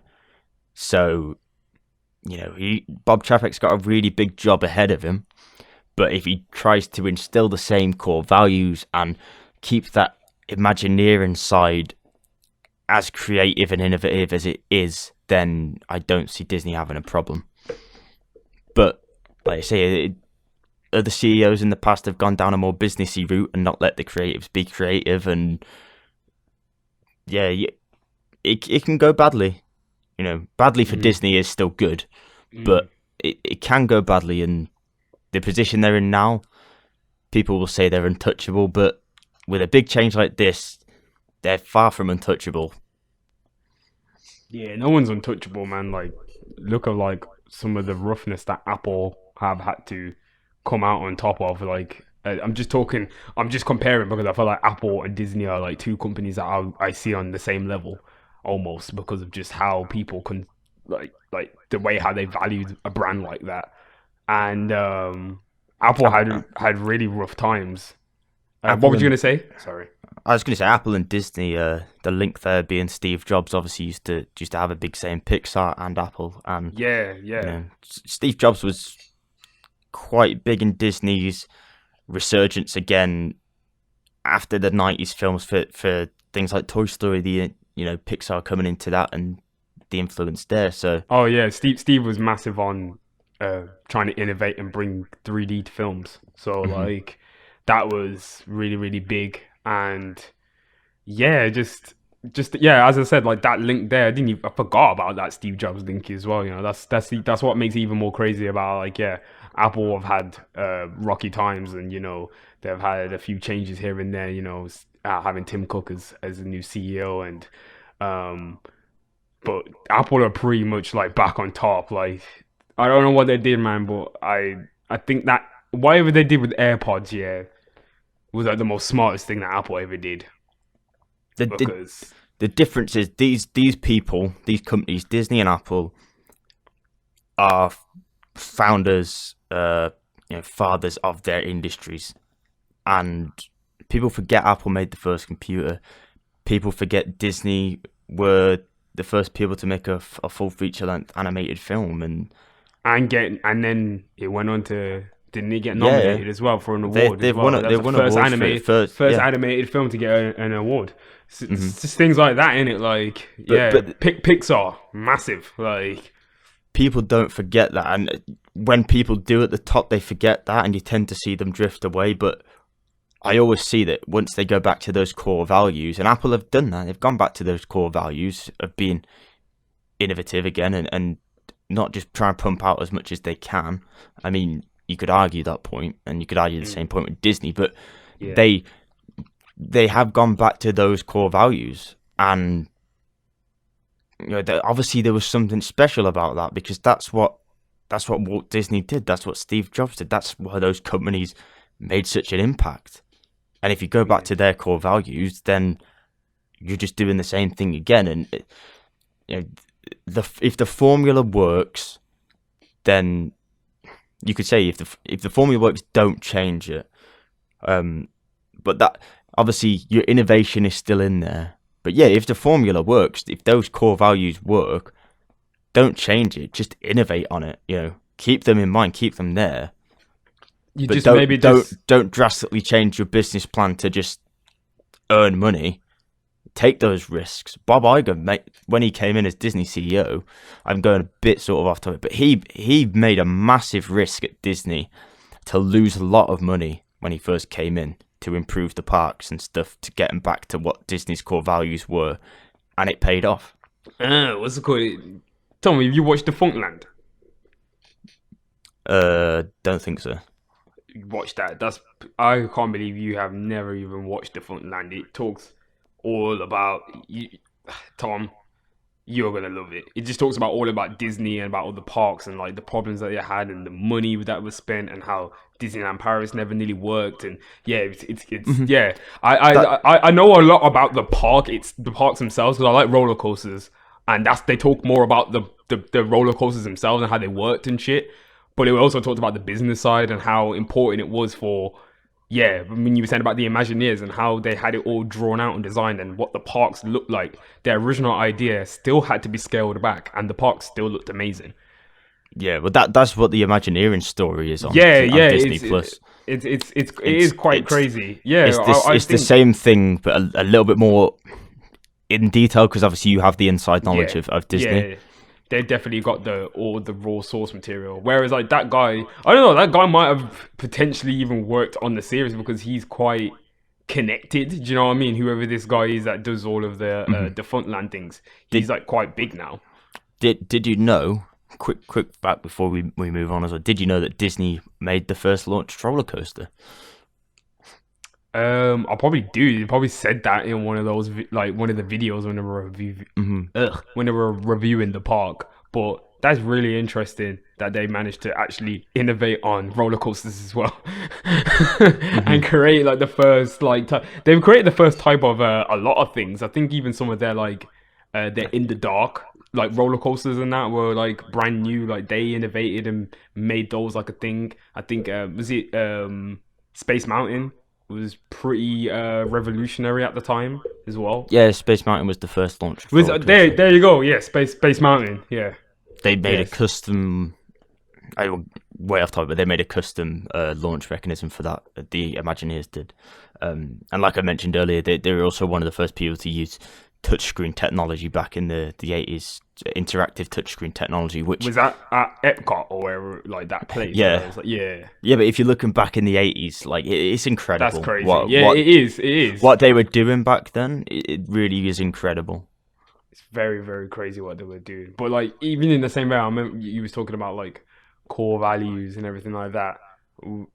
Just a slight topic that I feel like we just wanted to just talk about because it's quite interesting about how the live action of Mulan is very much of a different Mulan than the animated film, and they have removed they've changed the role of Captain Li Shang, which is obviously Mulan's love interest in the animated film. They removed Mushu, and there's no musical numbers in the film.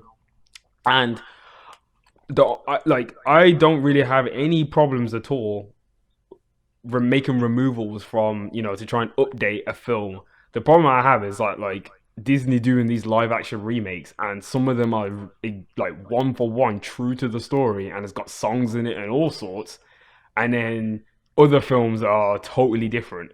And I don't really understand why they've gone down this route of like not just sticking to just doing the storyline. Do you know what I mean? Like I don't really know why they had to remove Li Shang. They're trying to say it was because and obviously me and Tom, like we're both guys, we have no say on this or anything. We're just trying to bring light to whatever is going on. Like they wanted to remove him because of the Me Too movement and saying about how he's a superior officer and it wasn't a good thing to take advantage of Mulan. But then I've been reading and seeing views of different women who have been very much vocal in the Me Too movement, and I've said that how this takes a lot of power away from it and how it kind of trivializes it because, no one was having an issue with Mulan in the first place. Like, no one knows where this came from. No one knows who called for it to be removed from the film because it was never a point that was made in the first place. So no, but there's been a lot of controversy around obviously the Me Too movement. And, of course, yeah, and LGBTQ community. Mulan in general was a very topical film at the time. You could say like it challenged a lot of stuff. It did, and traditionally as well. Like from a China point of view, that's not really what happened there either. And taking this into something now, it's sort of like, people were not necessarily moaning, but sort of trying to make a point that this should be, they should be using Asian actors for this film, stuff like that. Massive point about that. People are also saying, it has to be as close to that sort of culture as possible, because people get offended by that. Again, you could point it down the road of people do look to get offended by stuff, and Disney are. I don't think that is Disney are playing their cards safe here, but I don't agree with that. I don't think that it's the road of everyone gets outraged because having Asian actors in Mulan is a given. I don't know why anybody. I don't know why anyone would ever think that anyone can play a Chinese character other than a Chinese person. I never understood that. That is stupid. That is dumb. You should not play a character that you are not. Like, if that's unbelievable, in my opinion. I would never agree with it. It's called whitewashing in Hollywood, and it happens a lot. Well, I was more on about the culture stuff. Yeah, and the cultural things I understand as well. Mulan is not very based off Chinese culture. It's fictional. Yeah, it's not, but there's an original story though. Yeah, there is, but this is the Disney version. There's not talking dragons. There's not this. There's not that. If you're gonna have live action, you're gonna have to do this stuff. The other thing is, because it's not animated, then the point about the Me Too movement, having a commanding officer in a position of power, which also has a sexual love interest, it's not very appropriate. Really? But Mulan wasn't a girl, and he didn't know it was a girl.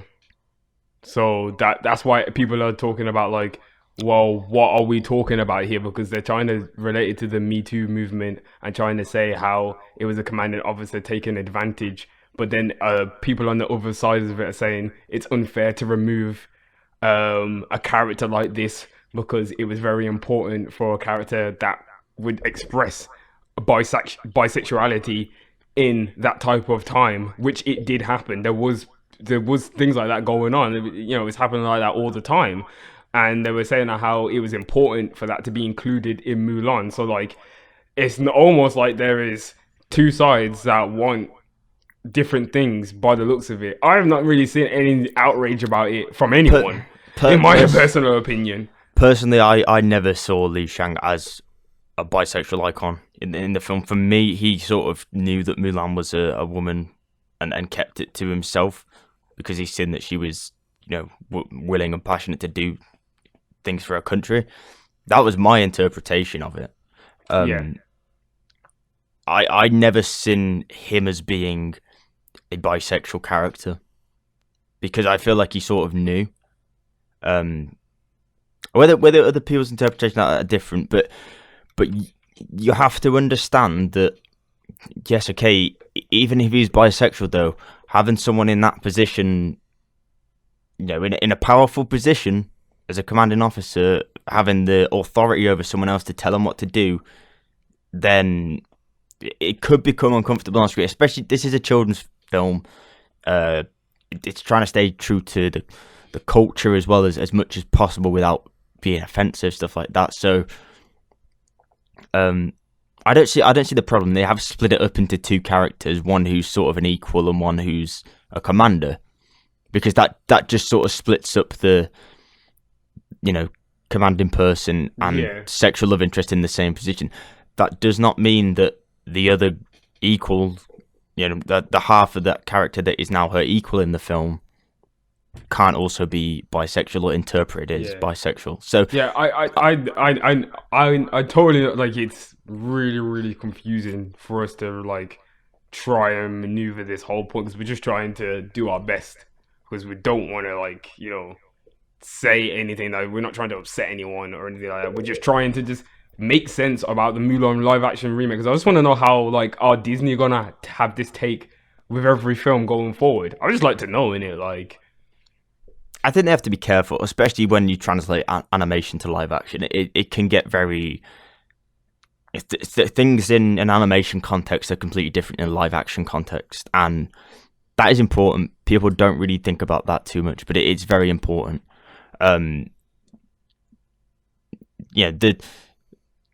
They come out and do say that they see this film as a different variation from the animated version and the original story of the Ballad of Mulan. So it's its own thing. It's not the animation. It's not the Ballad of Mulan. It's its own thing.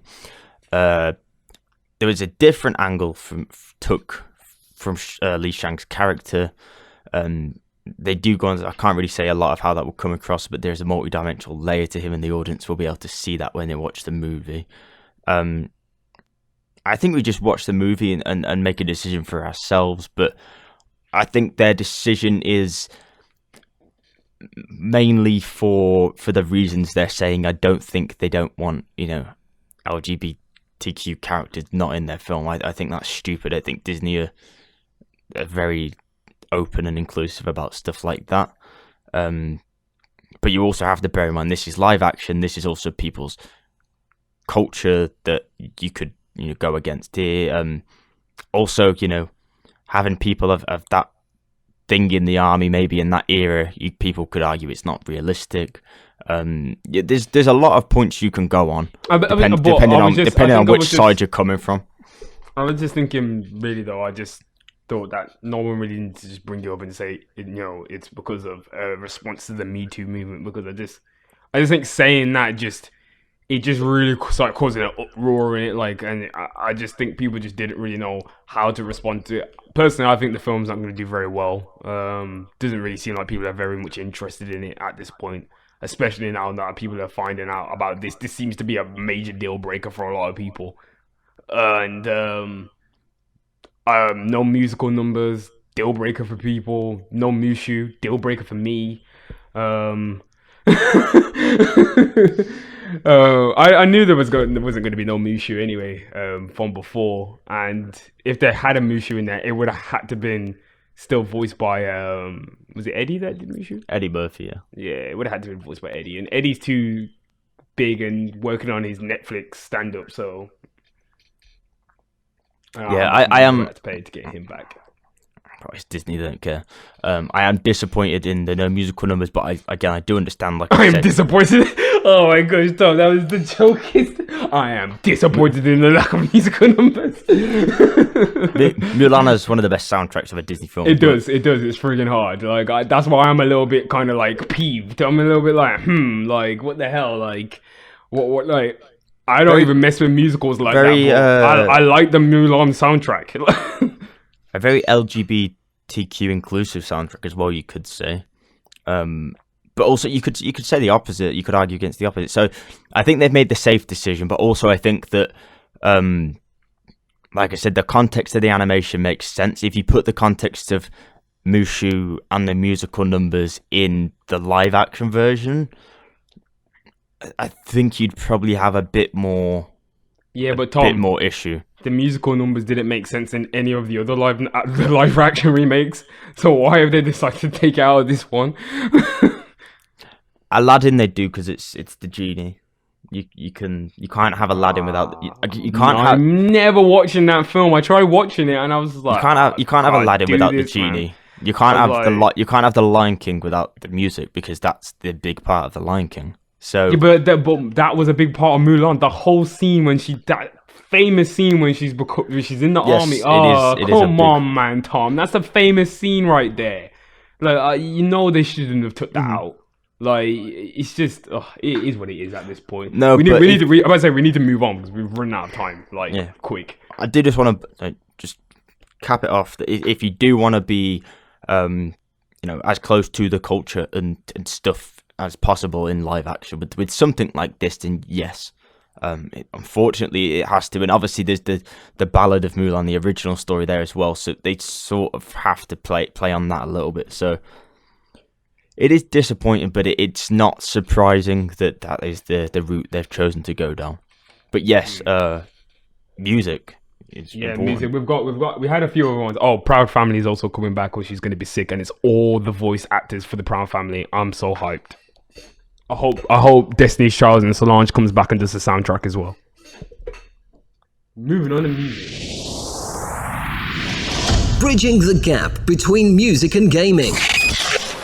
808s and Joysticks.com.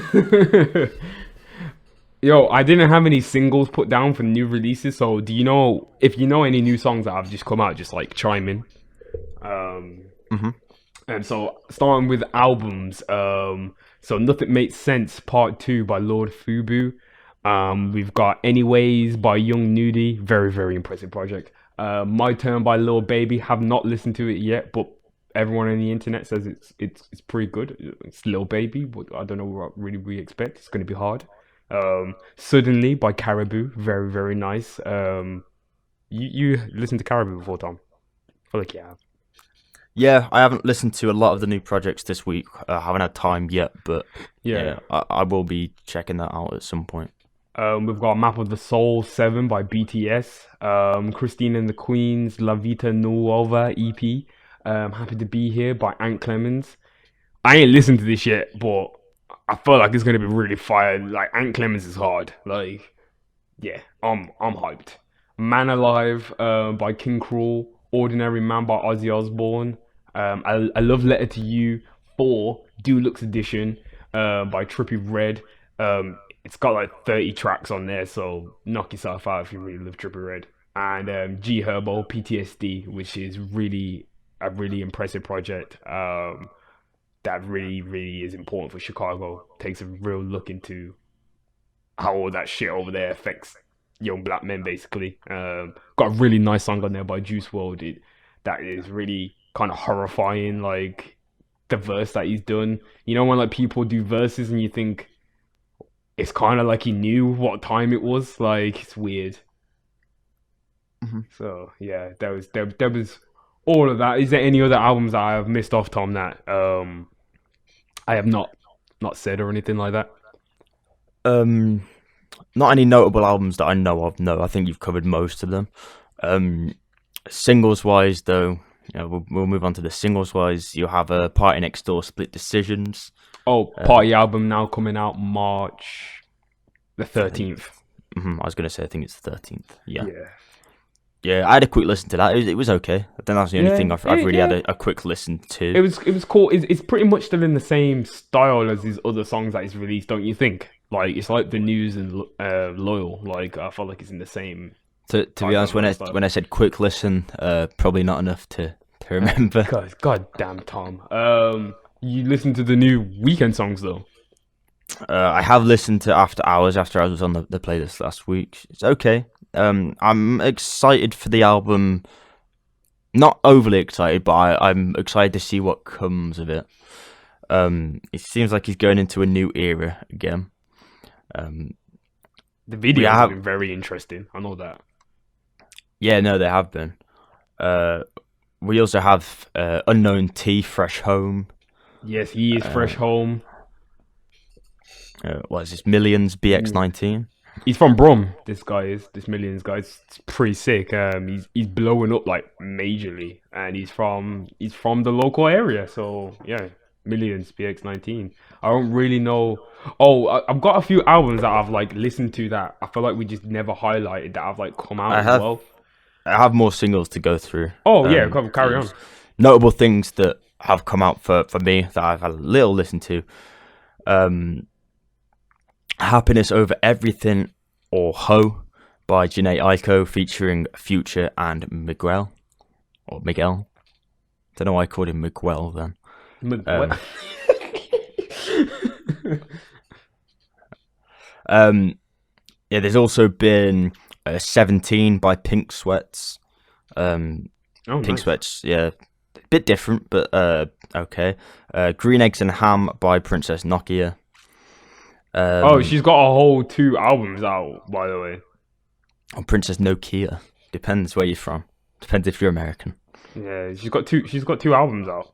She got a double album, or it's sort of like Everything's Bad and Everything's Good or something like that. Yeah, I've not seen that.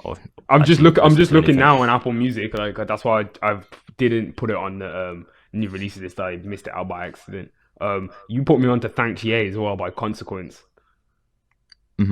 Missed that off. Yeah. Vampire Weekend also released Houston Dubai, which was a Japanese bonus track that's now available on Apple Music. Oh, sick. There's nothing that I sort of know of apart from that that's been shouting out to me this week. Again, lots of other music as you normally do, but nothing that sort of stands out to me. Jhené Aiko coming back with big stuff though. Obviously, Miguel and Future on a song with her. That is a big thing.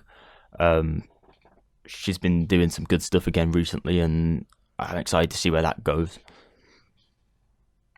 Yeah, and obviously Pink Sweat's coming back maybe for that first actual album. We'll see where it goes with that. We'll see if he takes the Khaled route and sort of ruins his career and goes poppy, or continues doing what he was doing when he originally came out. But I think that I do want to point out, I say Khaled ruins his career. That was a bit harsh. Khaled is still good, but not. I was just about to throw my man some bail there. I was like, he ain't that bad now. Like, I thought he was improving. Nah, his recent projects have been pretty trash for me, considering how much I liked his first project. Yeah, that's true. He really fell off for me. That first project was really impressive, though. Like, I do understand why you would feel like, oh, damn, what's it called? We didn't even bring up Fetty Wap, Trap and B. Oh, right. Yeah, reasons for that. Fetty's back, everyone. He dropped on Valentine's Day as well. Oh gosh, I'm out. I am out. Oh, Sir Michael Rocks has got a new one as well from Kulka. It's a Broken Window of Opportunity. I'm about to check that out right now. Anyway, the only other thing is Justin Bieber's obviously had his documentary, which I've been watching on YouTube. That is now all available for free. So if you're interested in that, even if you're not a Justin Bieber fan, if you just want to see sort of the life, the experiences of a young pop artist, possibly the biggest artist in the world, going through the rise of social media from the age of 16 to 25, then you can watch that on YouTube, and it's very interesting. Discusses his mental health. Maybe it'll give you some insight into how he sort of took things, how the music industry sort of led him, maybe. Make your own opinions on that, but it's interesting. Personally for me, big fan of Justin Bieber, anyone that's very musical and very good at singing in general. So, that's why I watched it. But I definitely recommend it, even if you're not a fan. It's good to sort of have that different view of the music industry. Or even like feel a little bit of sympathy for him. Because, like the guy, he's got a lot of money, but that guy's under a lot of pressure for a lot of time. Alright, Tom, alright, stop topping Justin Bieber. We get it. What's a good? Alright, yeah, he was a damaged kid, man. Nah, I'm just saying, like, probably a good thing to end on, really. Like, we see it topping Justin Bieber. We see it all the time. No, I do understand though. I understand. Yeah, he's a child star in it. I do understand. He goes through all of his shit and that. I am standing on my stance. I do think Justin going into this decade won't be as impactful as he was last decade. I think all my points are being proven, but I'm not here to crush man's dreams in it. Don't know how your points have been proven because he's the youngest solo artist ever. To have 7 albums to have 7 number 1 albums. So what? Like there probably is going to be another person who's younger. Mason Ramsey might do that. Mason Ramsey. Okay. Well, this was a great show. You don't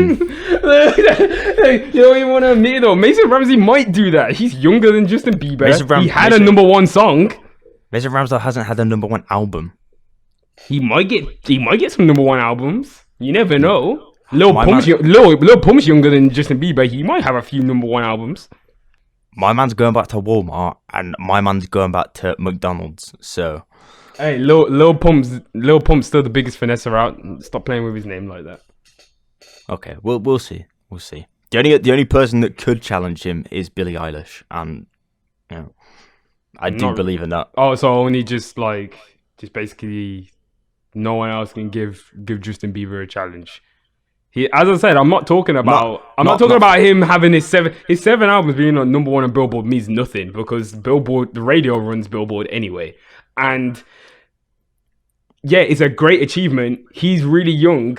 He's released 7 albums, but he hasn't released an album in the last 5 years. So, like, I'm trying to make sense. Which makes the achievement even better if you look at it. Not really, because he was who else has been that young that has came out with music since they were like 13 years old, who has been consistently coming out with music that is viable for the public and is mainstream pop music. Justin Bieber has. Like, no one else has done that.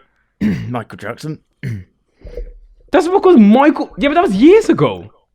That was literally years ago. Like, it was so long ago. Like, how can we compare Michael Jackson to Justin Bieber at this point in his career? And we could never anyway, because he ain't got a bad in his catalogue. So, like, he ain't got off the wall. So, like, we ain't even going to start there. Justin Bieber is very good at what he does. He's a good singer. He's very great entertainer. He can dance very well. I'm not saying he's not a good guy or whatever. Yeah, he's made some mistakes in his past. Cool. I'm just saying he's not going to be as impactful this decade. That's all I'm saying. I'm not saying that he's not good. I'm not doubting his achievements. You keep acting like I'm saying it, like I'm taking his achievements away, but I'm not. I think that Justin Bieber don't care that much about being that impactful this decade. I don't think he cares about everyone. Well, I say that now, but he cared a lot about everyone streaming Yummy. So I don't know if that was a label asking him to do that, but Scooter Braun was on his story the other day saying that we need to stream Ariana Grande because Justin Bieber didn't hit his targets. That's not me. That's Scooter Braun. We'll see. But yeah, you're also going from someone being in the prime of their career for young fans to buy them to someone being nearly mid-30s at the end of this decade as well. Yeah, so exactly. I understand. So you're making an educated prediction. Yeah, basically that's what I'm saying. I'm just saying that he's not going to have as much impact, and that's not a knock on him, like, to say that. But I just feel like Justin Bieber and his fans need to know that as well, because I feel like everyone still thinks he's the biggest thing ever, and I think he still thinks that as well. Michael Jackson did make his best music between that time as well, so we'll just have to wait and see. I'm looking for that Bad 2.0. Yeah, but he ain't got a Quincy Jones. He hasn't got like those people who were behind him that make classic music. He has Usher. That's all he has. He's got Pooh Bear. Who? Pooh Bear. Yeah, like Pooh Bear is not Quincy Jones, Tom, and is not. All right, okay. So Pooh Bear is comparable to Quincy Jones.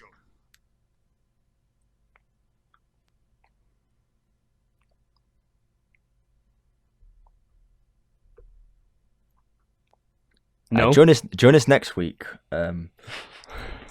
You know he's not comparable to Quincy Jones. You just know he's not. Like, I mean, I understand. I'm not trying to bash your mans. I know that's your mans in it. That's like you trying to bash Drake or Tyler to me in it. You wouldn't bash Tyler in it because that's also your mans. I get it. I understand. Cool. I get a lot of Drake shit all the time in it for being a Drake fan and talking about his achievements. Same thing with Justin Bieber. He's done some fucked up shit. People don't like him that much anymore. You're going to have to carry on, and this is the kind of shit you're going to have to hear from people, because this is how Justin Bieber is portrayed now. He's not as impactful, and he's not the biggest anymore. Not to say that he's not good, because he's still good. He does his thing. He does his thing for his own lane. I think this album wasn't meant to do very well. I think you're underestimating how well the album's done, though. But it didn't do as well as... As stupid numbers. Yeah, but I'm just saying, like, there's other people who are what I would consider lesser known artists than Justin Bieber that are moving much more units than Justin Bieber ever did. So why how am I underestimating him? You're not underestimating him. You keep telling me he's this super big artist and he's so impactful and so influential and he's had 7 albums on the Billboard #1. So why is he selling less than artists that are less known than him worldwide? Because that's how social media works now, and that's how we're not gonna be like that's how the world social media works. That's how the world works. If we ran off social media does not buy albums. Social media does not buy albums. People buy albums. A lot of people who even buy albums don't even care about social media. The radio still drives sales. Justin Bieber's music is played on the radio consistently still. Why is he selling less than Roddy Ricch? Roddy Ricch is played on the radio pretty consistently. Yeah, now he is, but Roddy Ricch has had how many hits? He's been grinding for so long. He's not in a mainstream position. He's very much a new artist that only came out within the last 2 years. He only started making music within the last 2 years. So, how is he selling less? Is it cooler to listen to Roddy Ricch, or is it cooler to listen to Justin Bieber? I'm not saying if it's cool or not to listen to Justin Bieber, because I see people still listen to Justin Bieber. I think some people still think Justin Bieber is really cool. I see he has fans. His album went to #1, so people still are buying his music. I don't think anyone thought he was cool. I think that's the point I'm trying to make. Anyway, we can discuss this, all day, all night. We have sort of run out of time. But that's just the sort of point I wanted to leave on. Maybe go watch the documentary on YouTube for a bit more context on what we've been speaking about. I will watch the documentary on Justin Bieber, and next show I will come back and I'll tell you what I think about Justin Bieber. I wasn't speaking to you. I was speaking to the listeners. Well, I'm just speaking to you now, just to say, I will watch it, because I feel like I always get shit for my Justin Bieber takes in it, but we'll see in it. Yeah, we will see. It'll be an interesting few years, interesting decade for music and how that plays out. Do you have anything extra that we can add at the end, or is that? No, not really. Go Discord it. Go stream Justin Bieber changes in it. Go help him out. And I ain't got no hate against Justin Bieber. I really like journals. Go help him out. And yeah, it's been another pretty insightful show. We had to tackle some hard subjects, but this is what we're here to do. And thank you for the support. Weekly playlist is updated. Spotify, Apple Music every week. We're out on all platforms. Yeah, you got anything else to say, Tom? No, he doesn't need the help, but we'll leave it at that. He does. He's being beaten right now on the billboards. I'm obviously just joking. Obviously, he doesn't need help. Just because he's a millionaire. Anyway, we'll leave it on that. Peace.